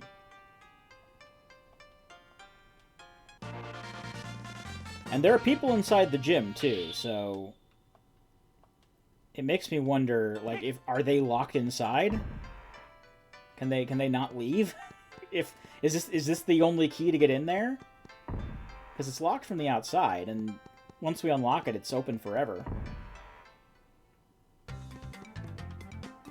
Again, I gotta stop trying to make sense of a lot of this. We'll be here all day with that. So I actually have to talk to him as Sasuke.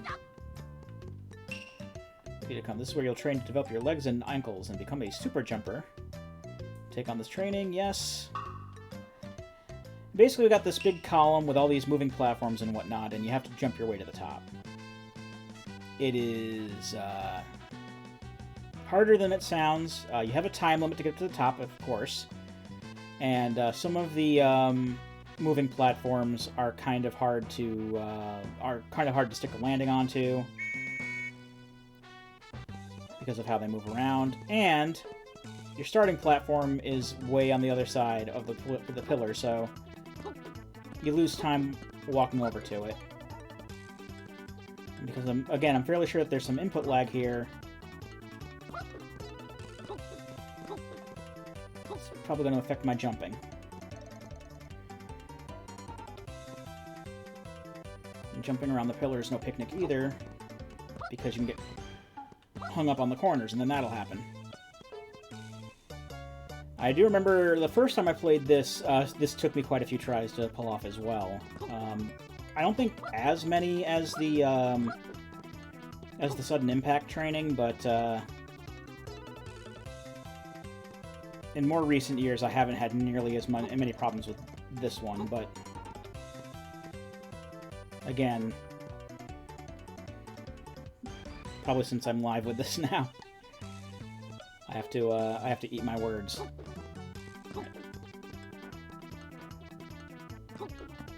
So I've spent over half of my time limit just trying to get up to the second part. So I don't think I'm going to be able to really finish on this particular try.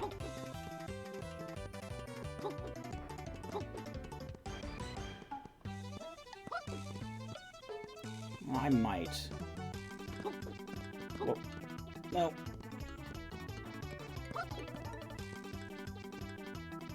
Some of the movement with this controller is a little slippery. I'm using the brawler controller. And this is one of those situations where even though the damn. Yeah, definitely not going to make it now.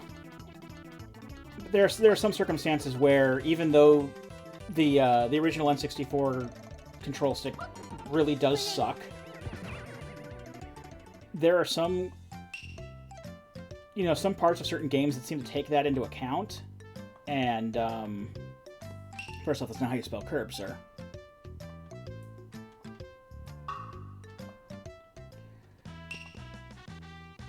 No, that's fine. But playing N64 games sometimes with more modern control sticks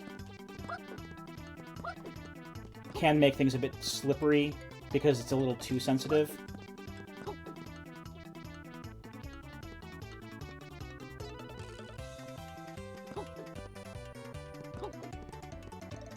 And that was an input there.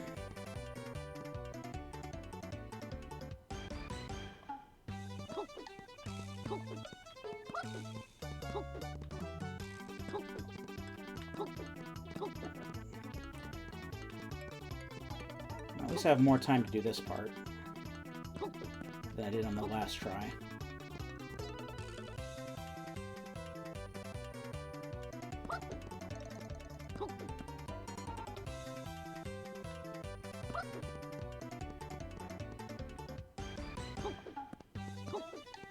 You can't exactly... You probably could, but it's... I'd imagine that it's difficult to try to correct your jumps midair. Right, there we go. Oh, crap. Oh, no, it's coming back out. It's fine.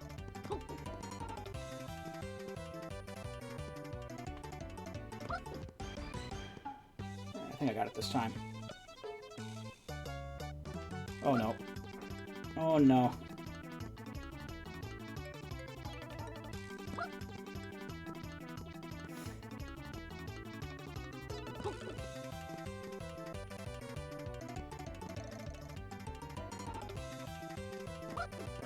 Alright, we got it. You have to walk out far enough out of the top platform in order for it to count. I've gotten to when my first playthrough of this, like way back in the day, when I was having a lot of problems with it, I do remember getting to the top and then like not walking out far enough for it to count, and then I ran out of time and had to start over. But basically, we now have a jetpack.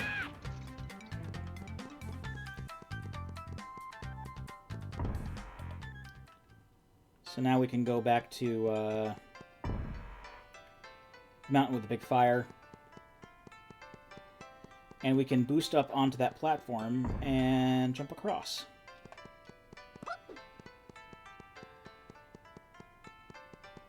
And since we have the right amount of money,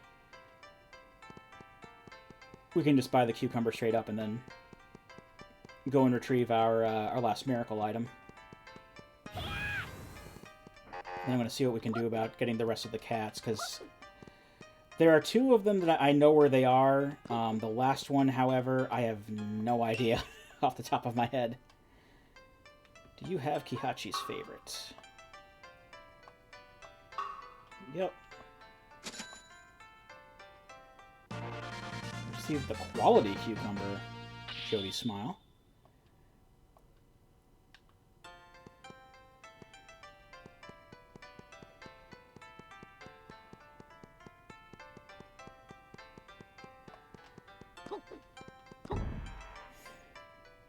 Okay, yeah, the audio desync is getting a little annoying again.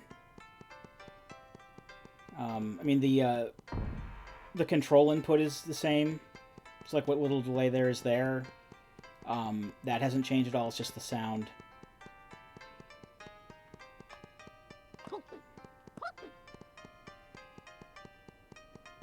And I'm hoping it doesn't really... Or at least the sound desync, really hope... I hope that doesn't really throw me off too much if I start speedrunning things. Alright, Kihachi. We got you your cucumber. Got the quality cucumber for the miracle item. Let's see, miracle snow, shaped like a snowflake. I wonder if they did this little trading sequence here because they didn't want to render a new like a sprite for the miracle snow, because like all the other three were just like items I picked up. Anyway. Right, before we head back to Ugo, again, there's a couple more cats I can get that I can think of off the top of my head. One of them is down here.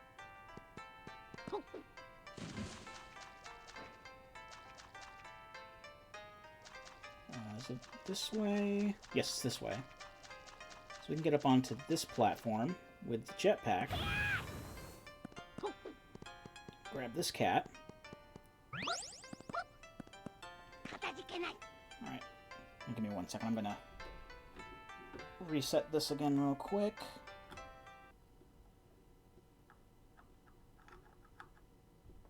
Come on. There we go. Okay. Oh, there's some money up here, too, if I really needed it. I don't really need it that badly, but I'll pick it up while I'm here.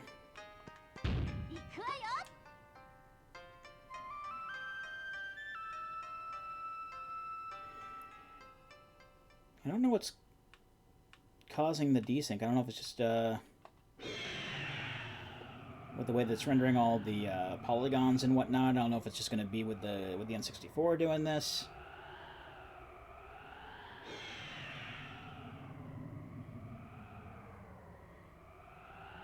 At least when I plan to start doing like Super Nintendo stuff, I don't really have a Super Nintendo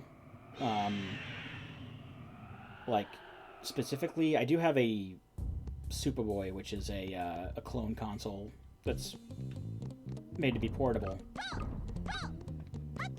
But I can always just go off of the screen on that, the direct screen on that to avoid input lag, and you know, because it'll still show on the smaller screen. In addition to projecting onto into the capture card. Actually, when I originally played Mystic Quest back on YouTube, like a few years ago, that was done through the Superboy, and it worked out well enough for what it was. I didn't have any real complaints. Of course, the last time I played Mystic Quest on YouTube, it was with an emulator, but.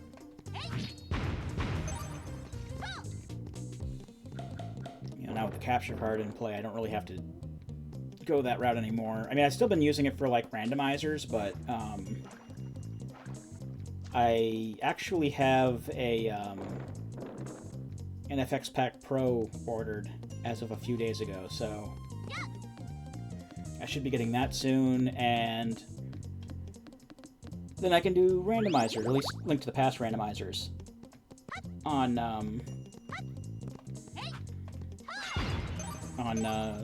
that.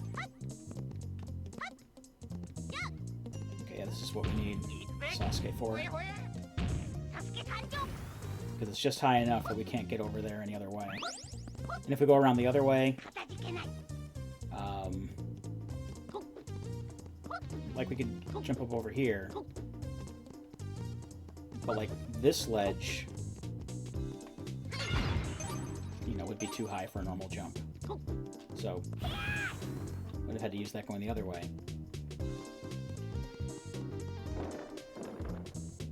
I don't know if I really want to look up where the last cat is, because there is only one more cat, literally, before I go into space. And going into space is a point of no return. So if I decide to just go ahead and go into space to basically the last dungeon, I wouldn't have an opportunity to go back and get the last cat if I wanted to. Though to be completely honest, when you get the opportunity to pick up the final cat in the game, you don't really have much of a choice or much of a chance to use it, because it's 2 rooms before the boss room, I think. And the final boss battles are both with impact, so it really doesn't factor in much. It's just like, enjoy the max health while you have it.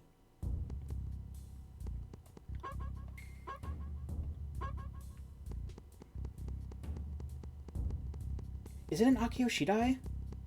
And like, just like tucked away in a corner, because I know that I don't go through, like, I didn't really explore the entire thing. I don't think it's an Akio Shidai, but since we're here, I may as well look.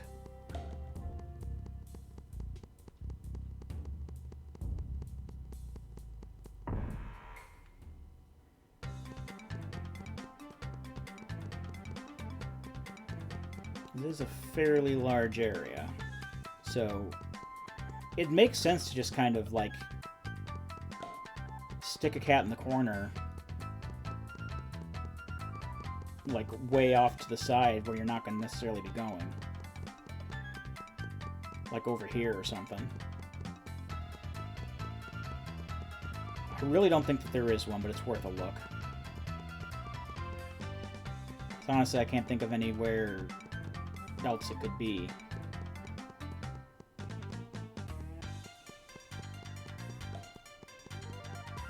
And there's always like 1 or 2 that I'm missing when I try to do all these off of memory, but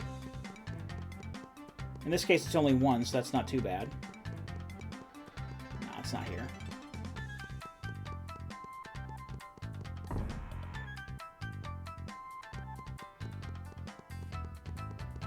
Fairly sure it's not here. Or maybe it was one that I had picked up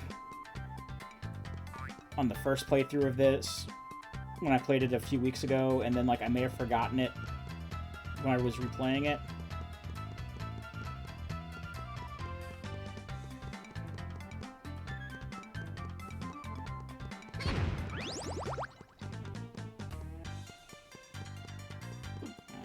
I don't know. You know what? Let's just go ahead and head off to the, let's go to the last dungeon. Oh, bazooka. And if you charge it up, it's a lock-on bazooka. It didn't do too well. Anyway, we're just missing 1 cat. It's no big deal. It's gonna really irk me, but it's no big deal. You do get like a bonus for getting all of the cats. There, you unlock like a boss rush mode where you fight all of the impact bosses in a row on 1 life. And I suppose like I could just get that on my own time, really. I do want that unlocked on this new memory card that actually works, but I can do that some other time. It's no big deal. Let's just go on.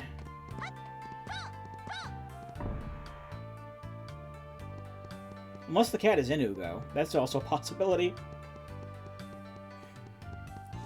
It could be around the stone circle.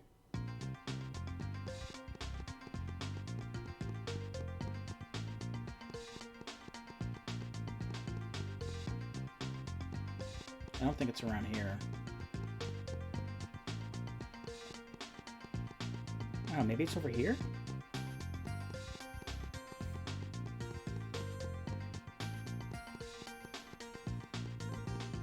No, it's not. Okay. Alright. Let's go to the final dungeon for really reals this time.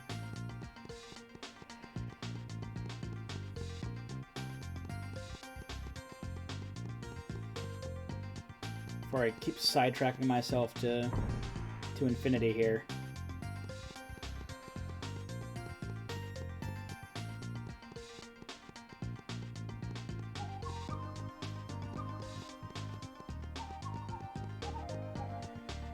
I am going to take a cursory look around the stone circle. It might be here. I doubt it, because I don't remember it being here, but it doesn't help to look. It doesn't hurt to look, I should say. No, it's not here.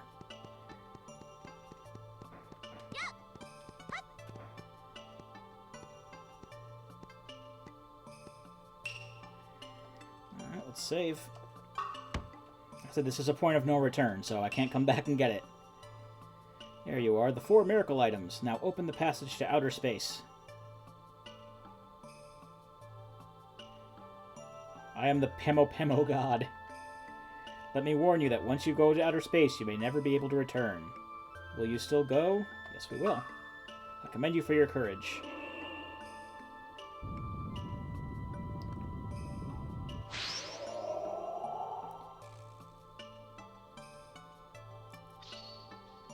So, if you'll recall, the big bad said that that Kyushu is already their stage. Well, indeed, it's the whole Kyushu is now their stage to the point where it is the whole thing is basically the final dungeon. And the music here absolutely slaps, and yeah, there really isn't too much else to say. I'm probably not going to go for all of the cats here, since I'm not going to get 100% now. I know that there is going to be... I do at least want to get one silver one, just to kind of... fill out that last heart container, because we have 3 out of 4 for that. And then there's a golden cat, which I can just get very easily, so I'll get that as well. So we'll end up with 19 heart containers, no big deal.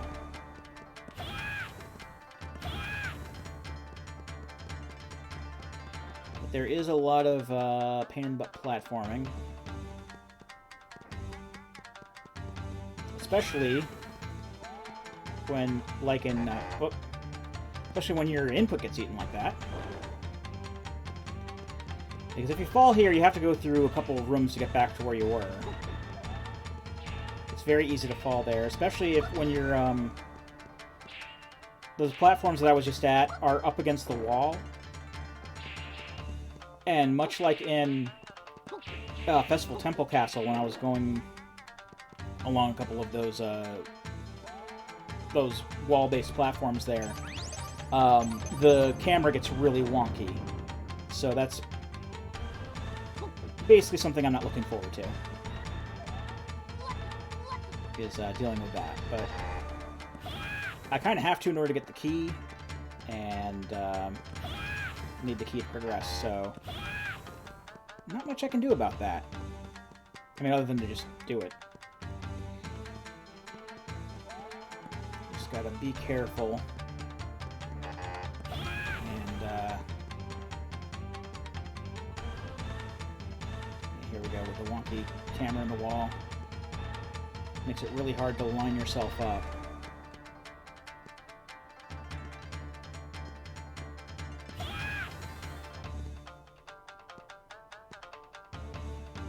Alright, there we go. That's easy. Now that we're not in the corner. Alright. Excellent.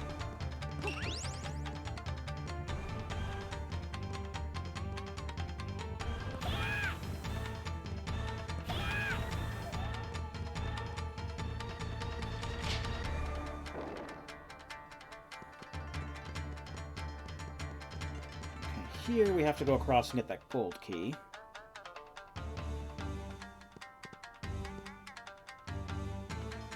And the gold door is in here? Oh, I think it's in the previous room. Or in another room branching off the previous room.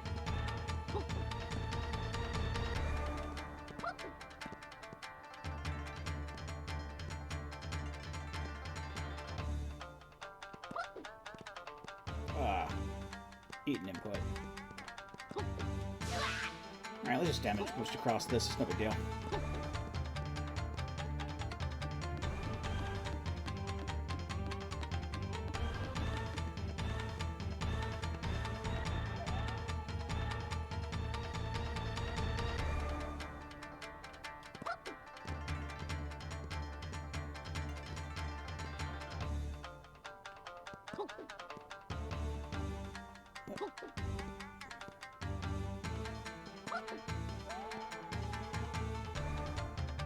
Okay. There we go. I think I do have to go back through the previous room.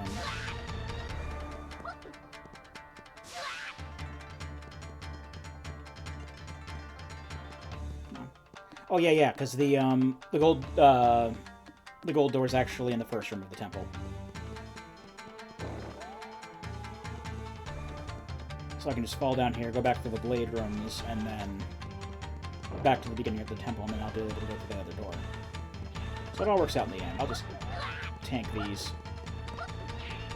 Just gonna tank everything on the way out. May as well. I have essentially so much health on reserve, it's not even funny.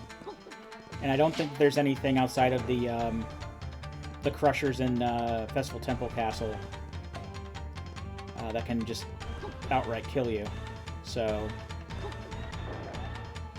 I'm not going to worry about that.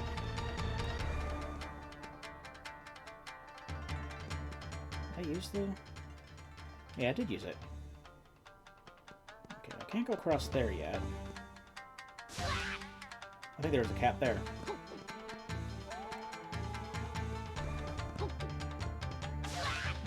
I'll worry about that later. What's in here? Is the way to get the key?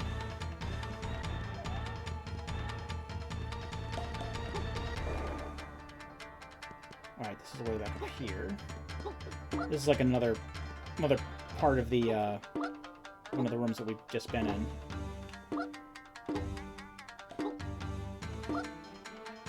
Whoa. Camera. Camera, please.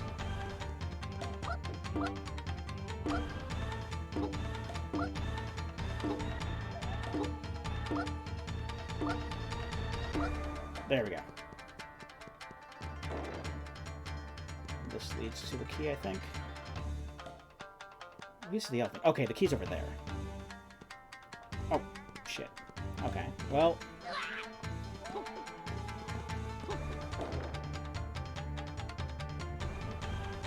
That's okay. Let's try it again.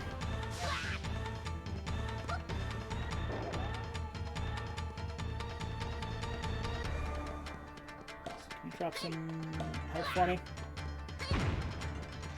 No? Alright. Cool.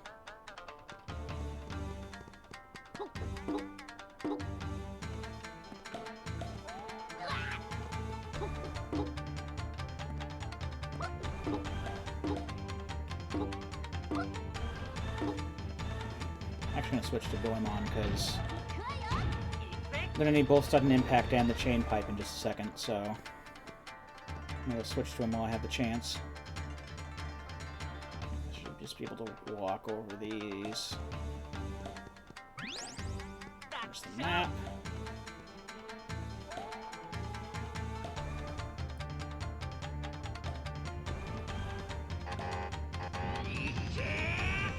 Push the block. Get him to fall. Chain back over. I don't think I can change. I can change, okay. Again, then I just lose the power up when I come back to him. Okay, there is a cat down there. I can just kind of... Well, there's other cats that are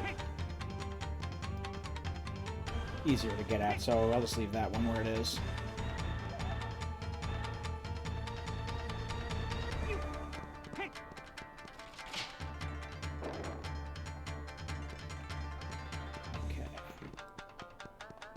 Case in point.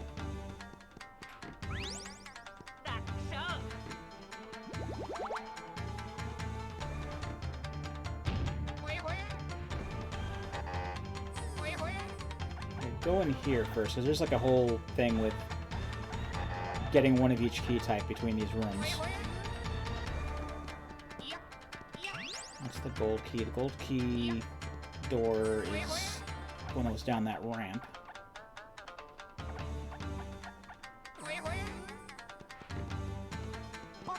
And there's another pain in the ass part coming up, if I remember correctly. As far as platforming is concerned. Whoa.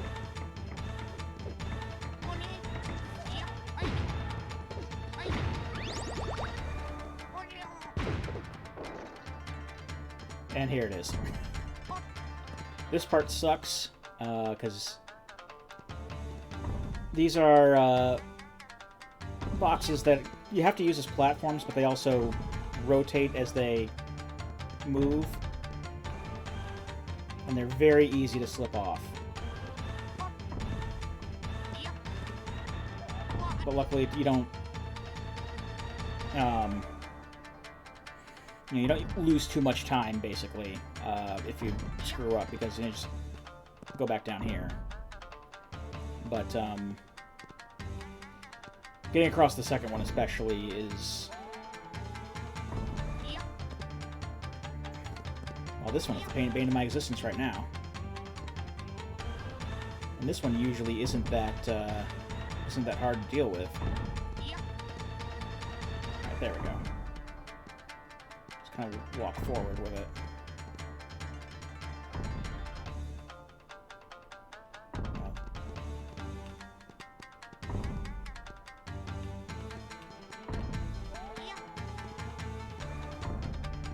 And if you're going to jump for the end of the platform, be sure that you're going to make it. Turn small here. There's the diamond key. I didn't have to turn small there, but it did make staying on the platform a bit easier.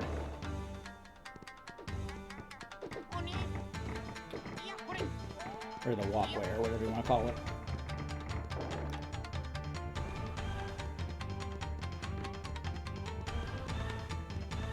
Whoop. I did not want to do that.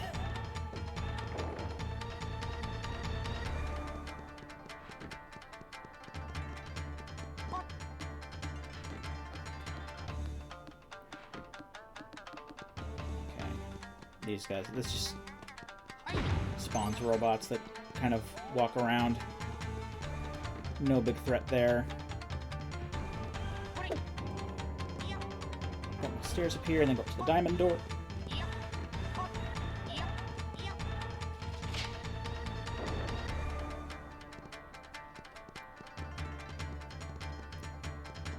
These waves will hurt you, but you can just sidestep them or jump over them.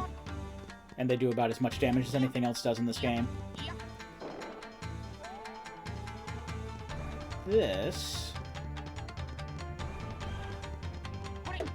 is also fairly easy to navigate. You don't even have to go, like, into the water in the tank. I think that's a way that you can get, like, cats or something like that, but you can just skim across the top to progress. And that's just what we're going to do here. Because now we're in the halfway point of the dungeon, which is also technically the last town in the game. Now these guys are a pain in the ass because these roses will stick to you and they will do damage over time. I'm not going to go into that shop there because there's no reason to. This is a restaurant? Is this a restaurant or is a... Okay. Sogan Town has become what it is now in an instant. I've got no idea where we're going to manage from now on. I can actually save here. May as well. Just in case.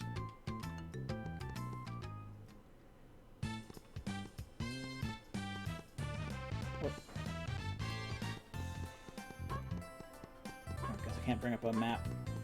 mean, this technically is still part of the dungeon.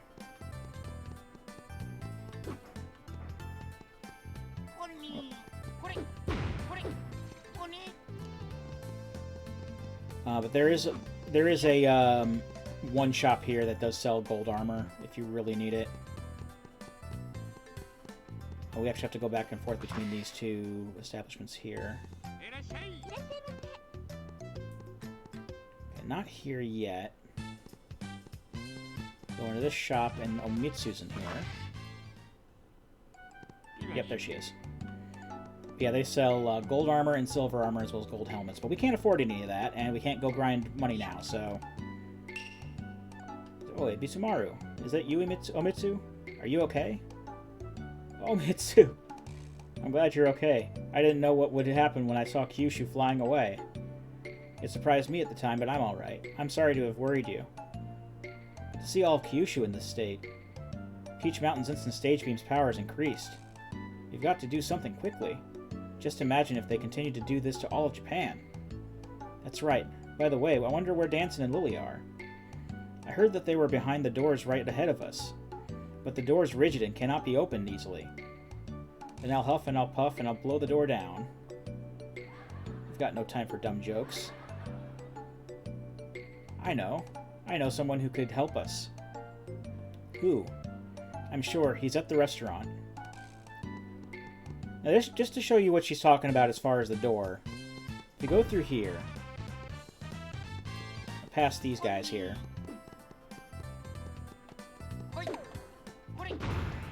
there's a boarded up door here,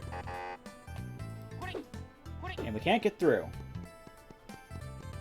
So much like the boulder, we need to get a weapon upgrade. And this is another kind of thing that irks me with how they spaced out these ability increases and whatnot. Because, like I said, they had the one ability, like, before the second dungeon, and then, like, they kind of bunched the other ones up around the fourth. And now we have, like, you get your first weapon upgrade right before the penultimate dungeon, and then the last one within the last dungeon. But hey, Wise Man's here. Even though we thought he was dead. Wise Man. It is. It's my old man, Wise Man. I'm just overjoyed to see you. But I thought Wise Man died. You couldn't be further from the truth. Just look at me. I'm as healthy as ever. Then who was the spirit the witch called for us? Yes, there is something strange about that, but let's not worry about it now. But what are you doing here? Well, I was caught by the Peach Mountain guys, and I gave them mechanical robots and an instant stage beam. Well, in exchange for a muscle car poster and 5 car magazines. Fun fact, in the original Japanese version and early localizations, it's basically spelled out that he traded the robots and the stage beam for porn. I mean, the original English translation didn't outright say porn, but they heavily implied it. So, I mean, I strongly resisted, but they forced me to make them. Well, it all makes sense then. The mechanics seem so familiar. I don't know what to say. But that's strange. If they kidnapped you, what reason did they have to blow up your house? What did you just say? My house has been blown up? Or all those car magazines I collected over the years? Who would do such a thing? We believe it was probably the Peach Mountain guys. I mean, it was definitely the Peach Mountain guys. We saw them do it. I will not forgive them. Hand me your weapons. Here, take this. So now we have golden weapons. And it's basically just an arbitrary block to get past that one little door. But it also does do more damage as well. So we have butter weapons now. If you want to make that comparison.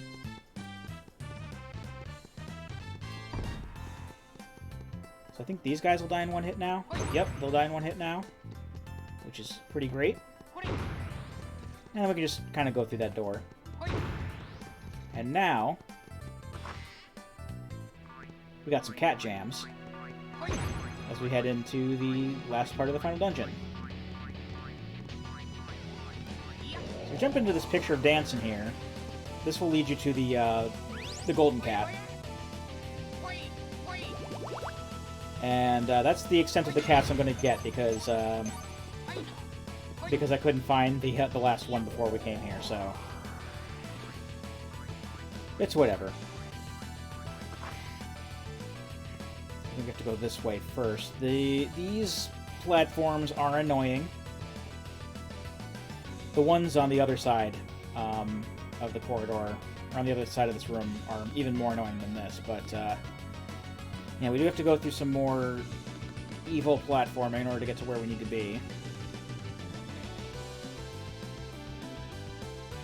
And it's mainly just, you know, getting the keys that we need to for the final corridor.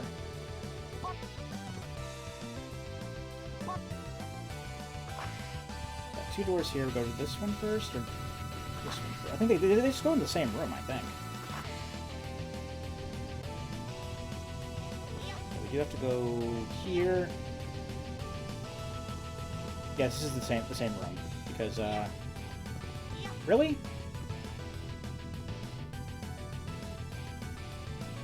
Because this platform will take us to that other door.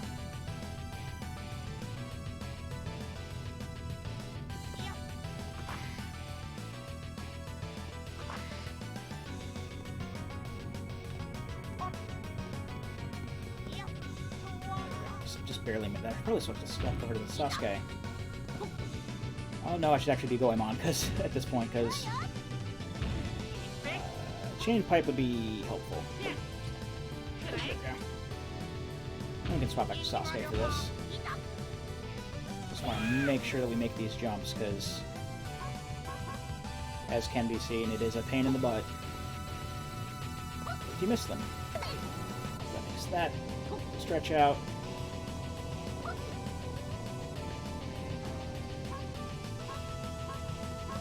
What am I doing? I'll have to use Goemon in a second anyway. But, oh yeah, I actually do need the jetpack in order to get over there.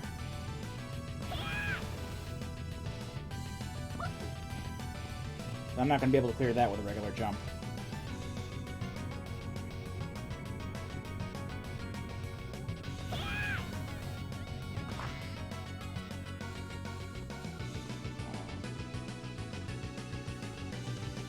This is honestly something you can just damage boost. The object is to kind of use sudden impact going on to push these boxes on top of the flame jets and whatnot and make your way around to the switch. And the switch itself will make a platform come out near the door. I mean, hell, you don't even need to do this. You could just damage boost into the door, but yeah, I'm just wanted to kind of show you what we're dealing with. I think you can just bypass the whole room and just damage boost in the door even when the platform's not there.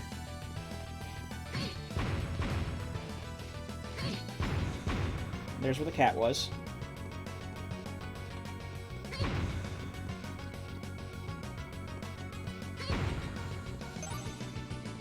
And this is basically just leading the way to Gold Key.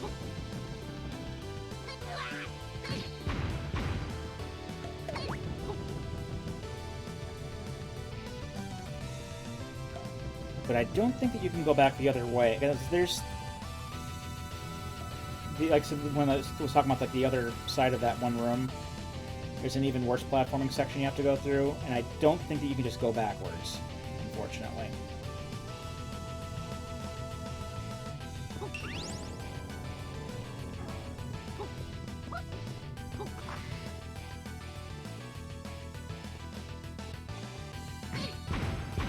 If there's anything over here, is there? Oh, there's some health. Pick up the health.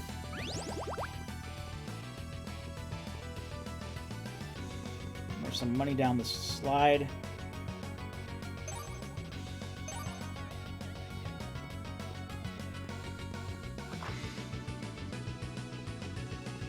And then these platforms, which I don't like.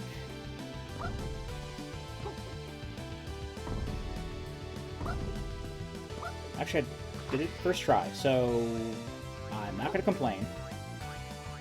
Diamond TP takes us in here. And then it's just a straight shot to the boss.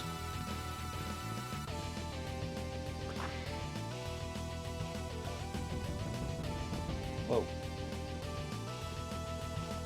And the last cat is actually in here on a side path, but I'm not going to go for it. It's just down there. And then, like, this is the only room where you can really utilize the full health bar once you get that. If you got, got all the other cats up to this point.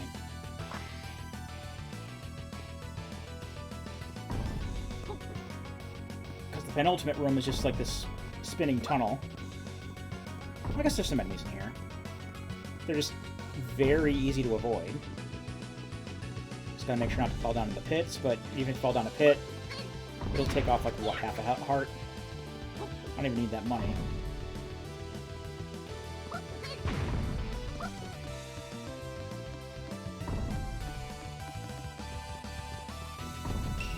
This is the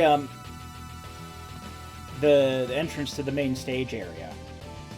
And it just makes you wonder if if everyone else has to go through all of that just to get here when they're forced to watch the show or whatever. Welcome. Welcome to our stage. Fernandez. Not Fernandez. Save yourself. This will be your last stop anyway. What do you mean? Today is the day you get to experience our secret powers. What's this extra confidence I sense? I actually do like that line. I don't know what secret powers they say they have, but they can't defeat us. Yes, you're right. I don't see any way that they can beat us. Don't be so sure of yourselves. All we have to do is join our two forces together, and it will be history for you guys. Starting right now, we will make you our die-hard fans. Yes, die-hard fans. What?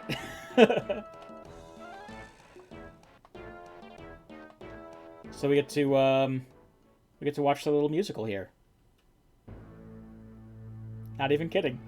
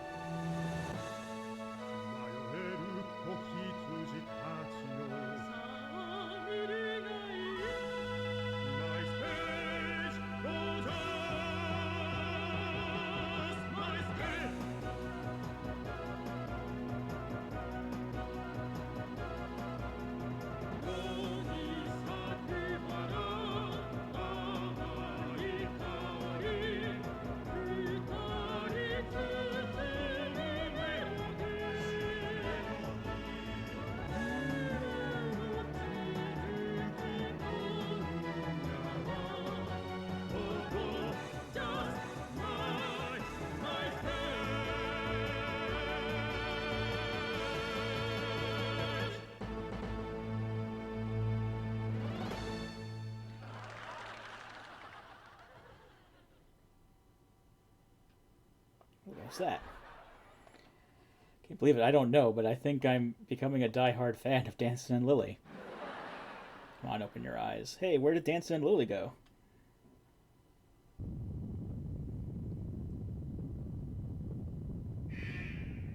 The swine. They reactivated the time bomb and ran. Not letting them escape.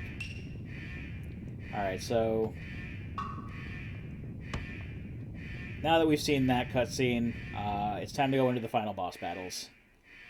Which means we want to once again get to summon Impact,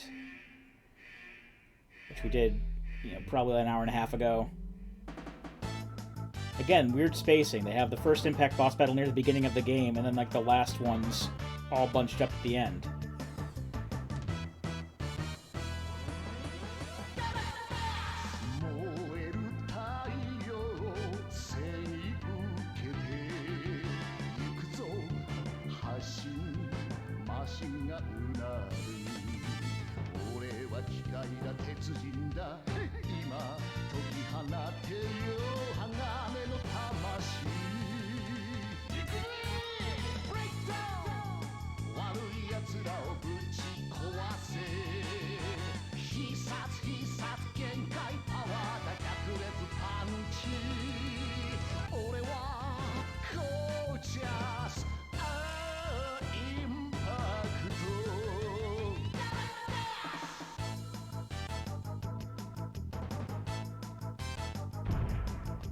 Alright, so... third verse, same as the first. You've got these big walls. Lasers can trip you up. And there are pitfalls that you can fall into as well. They're marked by hazard lines on the floor. And also... just make sure not to suck pretty much. Like I'm doing.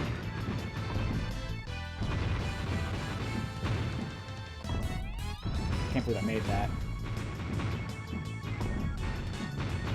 And just destroy as much as you can. You'll get more health and ammo for the boss battle.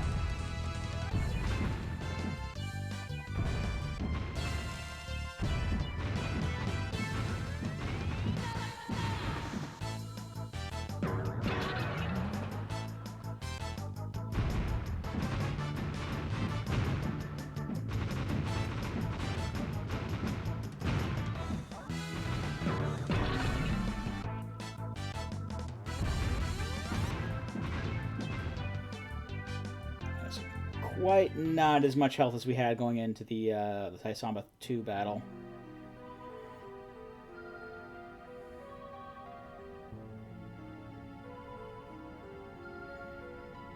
And while I wouldn't say that this particular battle is hard, it is. I usually tackle it a bit differently than I do other boss battles because you can't really reel this in and punch. This is more one that I focus more on shooting at things. So there's all kinds of targets on there. There's the cannons on the outside.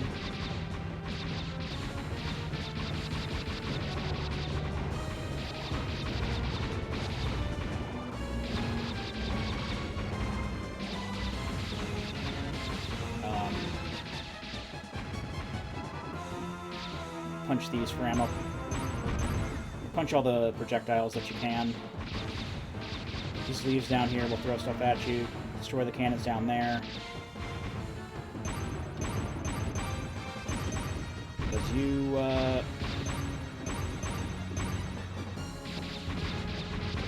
will need ammo, but it's also not a bad idea to just like destroy the stuff that's shooting at you, because I have died on this on this boss a few times. I'm not gonna lie. Just like not being as conscientious of my health as I am to my ammo or whatever.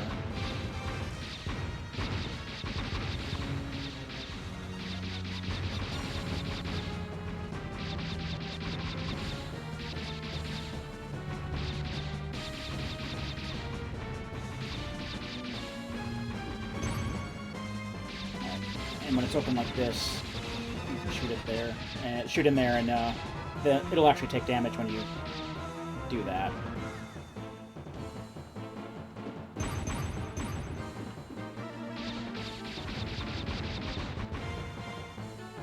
And that's also another advantage to getting rid of all the cannons and whatnot. It gives it less options that it can perform, and make it so it takes less time for it to get back to, you know, opening up and letting more ships out.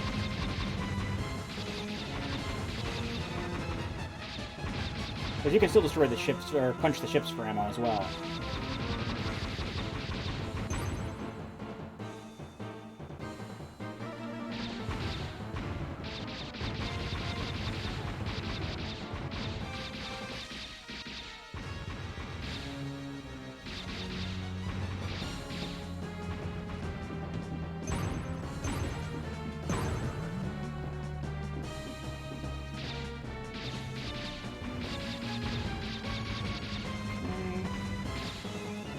Yeah, it has nothing left to do now but just open up and...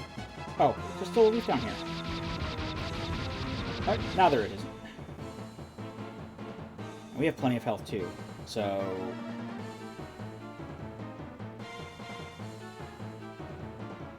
I think we can... get that little guy. Can we hit him? No. You don't have a particularly large window of opportunity to shoot a laser in there. And if you miss, you're basically stuck.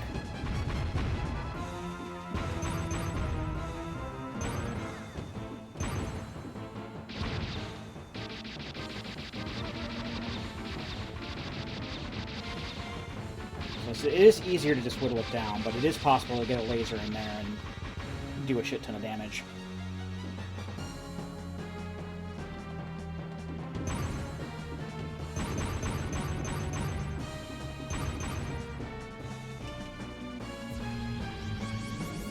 Oh, got it.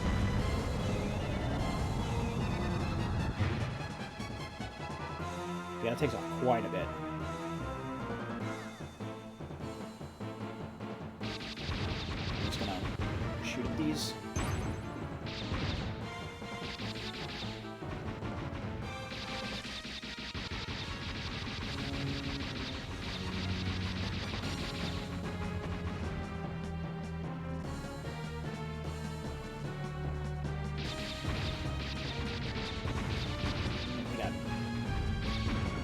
Bullets.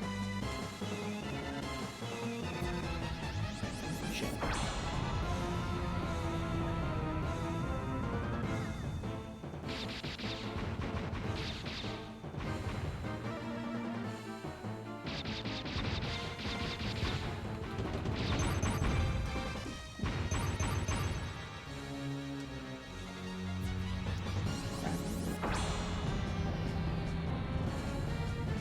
Keep forgetting to lead it. But it's another one of those things, at least in my experience, where it's the modern control sticks can be a bit twitchy for these games. I'm just going to go ahead and just kill it with bullets. It's at a low enough level where that's going to be a more reliable plan.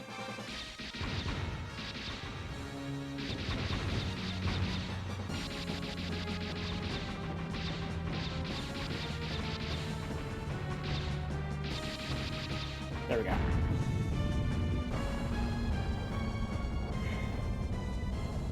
And we do still have one more boss after this, and thankfully it's a more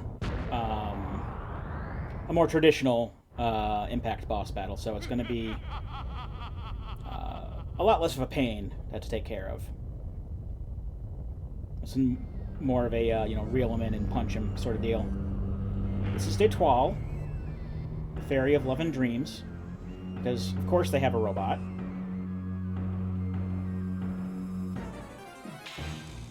And...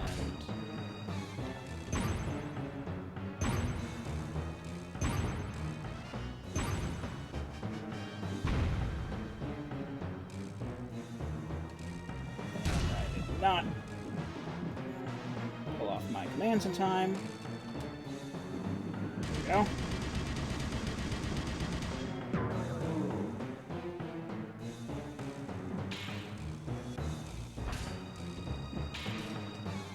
Hit. Shit.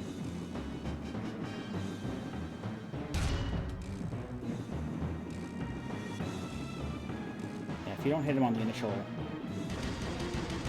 approach, you're pretty much not going to hit him with that.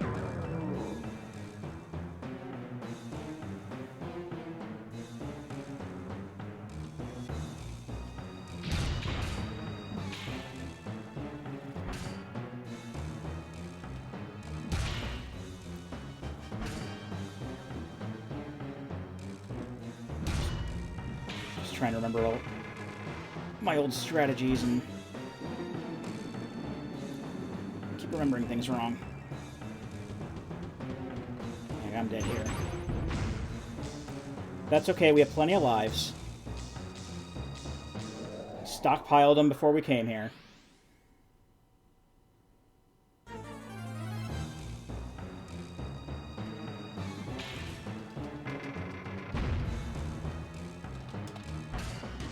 There we go. That's more what I wanted to see.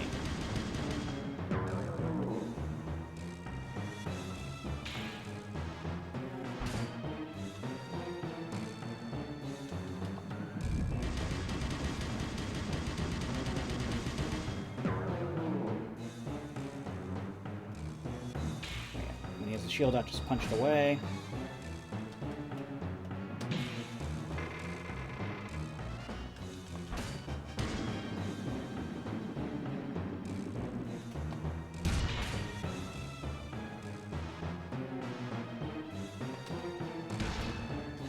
There we go.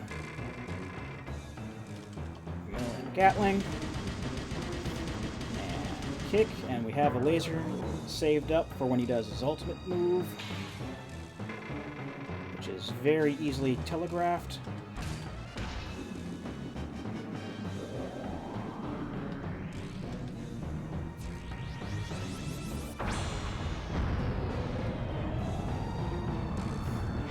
That cancels that attack out.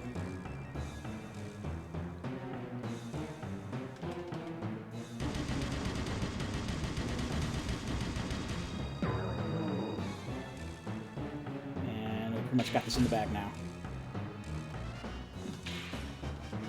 He didn't even get to shoot off a bullet that time.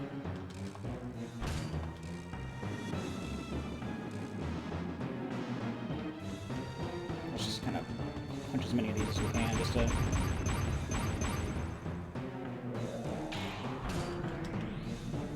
charge up just in time. And that should do it, I think. Indeed. And we have finished the game.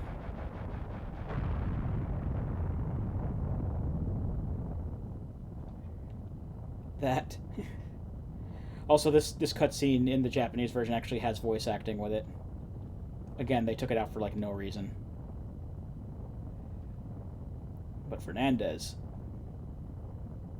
don't think for a moment that you have won. Actually, I did.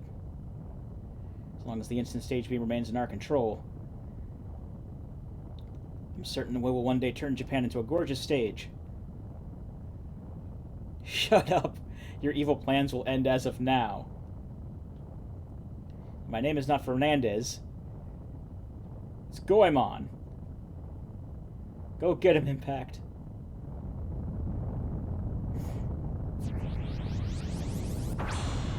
And one more laser for good measure. I guess that was charging up while I was just sitting there.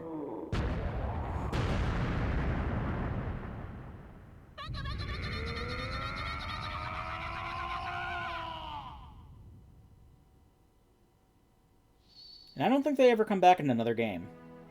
So that's literally the last we ever see of them.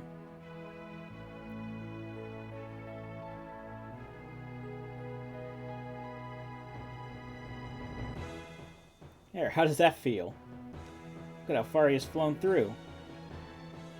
Now he really has become a star in outer space. Okay, I'm headed home.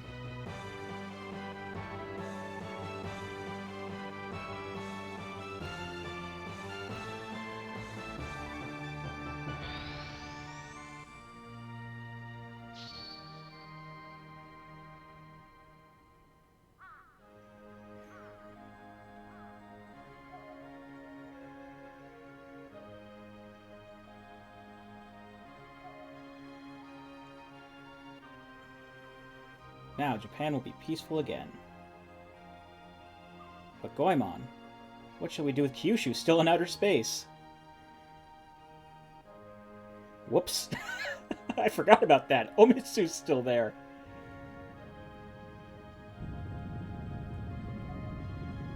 Ahoy! Looks like Kyushu over there. Yes, I see it too. So everything's fine. I'd say that time bomb set by Danson happened to just take out the control device of that castle. Too good to be true. Oh, but first, we must go pick up my old man in Omitsu. Yeah, you're right. Well, should we get going? Wait, what's that?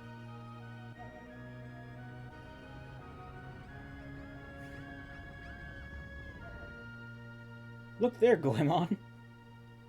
Look at all those cute girls. Well, of course. We're the heroes that saved Japan from Peach Mountain. Why is this the first time they've been so happy? Well, it must have something to do with them finally noticing my good looks. Hey, everyone just calm down. Everyone here wanting my autograph, start a line here.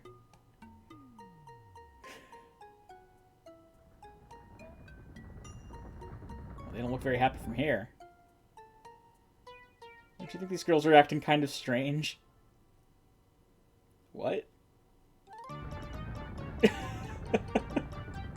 Hey, you guys, what have you done to dancing?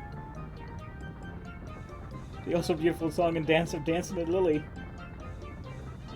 We won't be able to see them thanks to you. You little... I can't believe this. And that's the end. So yeah, that's Mystical Ninja starring Goemon.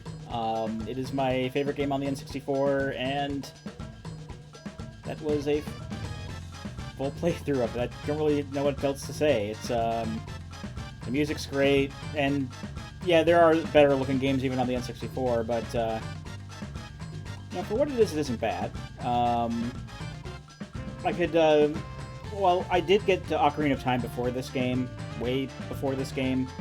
I can see how this was a nice holdover until Ocarina of Time came out, especially considering that, yeah, Miyagi, I already beat it.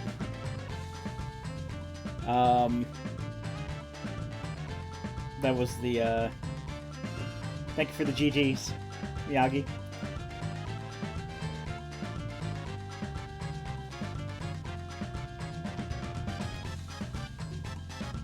Yeah, it's a bit of a short game, but it's a fun one, and I highly recommend checking it out if you haven't. There was also another Goemon game on the N64, Goemon's Great Adventure. That one's a little bit more like the classic side-scrolling ones, and is quite a bit harder, but it's still pretty fun from my experiences with it. I haven't beaten it legitimately. I think I beat it once with a Game Shark when I was younger. And I did more recently try full runs of that one and never got past World 3, but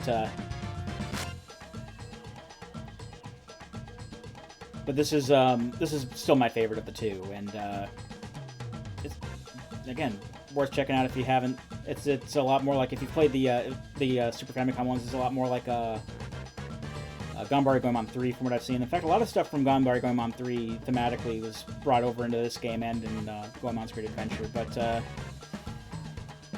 I'm just letting the credits play out now because the song is awesome.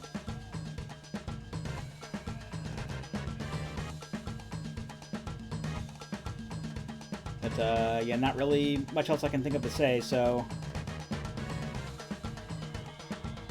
let's see if I can bring up my...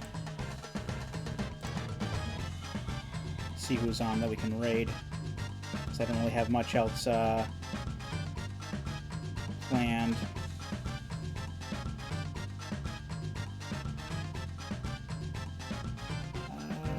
I think of all the folks that are currently on, the one that I would probably want to raid... I don't know, I raided JSR last time. I don't know if I want to...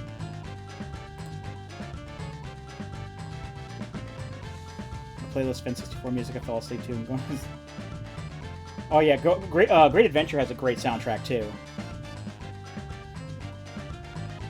Yeah, if you like these kind of games, Miyagi, I definitely recommend checking them out if you haven't.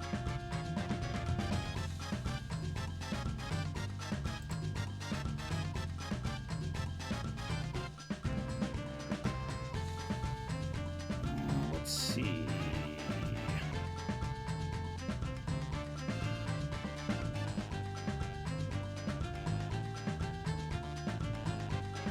I think... I mean, I'm still gonna let the credits and such play out here, but I think I know who I'm gonna raid. I'll get to that in a bit. Yep, Hironobu Kageyama and Ichiro Misuki. They are actually, like, like big name like anime,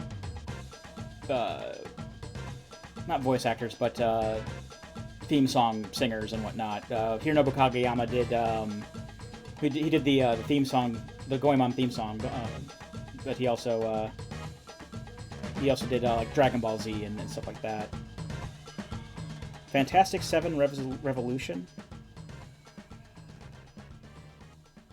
I don't know those songs by name. Only like the area that they're in. Okay, well, that's the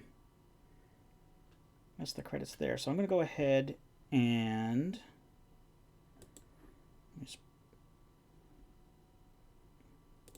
it's gonna show me all the cats I collected and the ones that I missed, but all right. With that said, I'm gonna go ahead and mute the desktop audio so the browser doesn't bleed through. How far into his stream is he? Not too far, I don't think.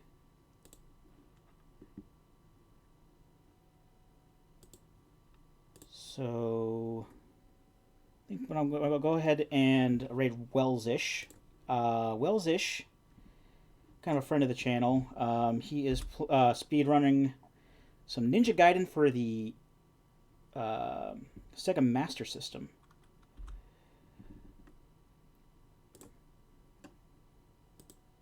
No problem, Miyagi. Thanks for dropping by. I'm really glad you could come by and I'm glad you enjoyed the stream. So we're gonna go ahead and raid Wellsish. Yep, here we go. And I don't know what I'm gonna do with that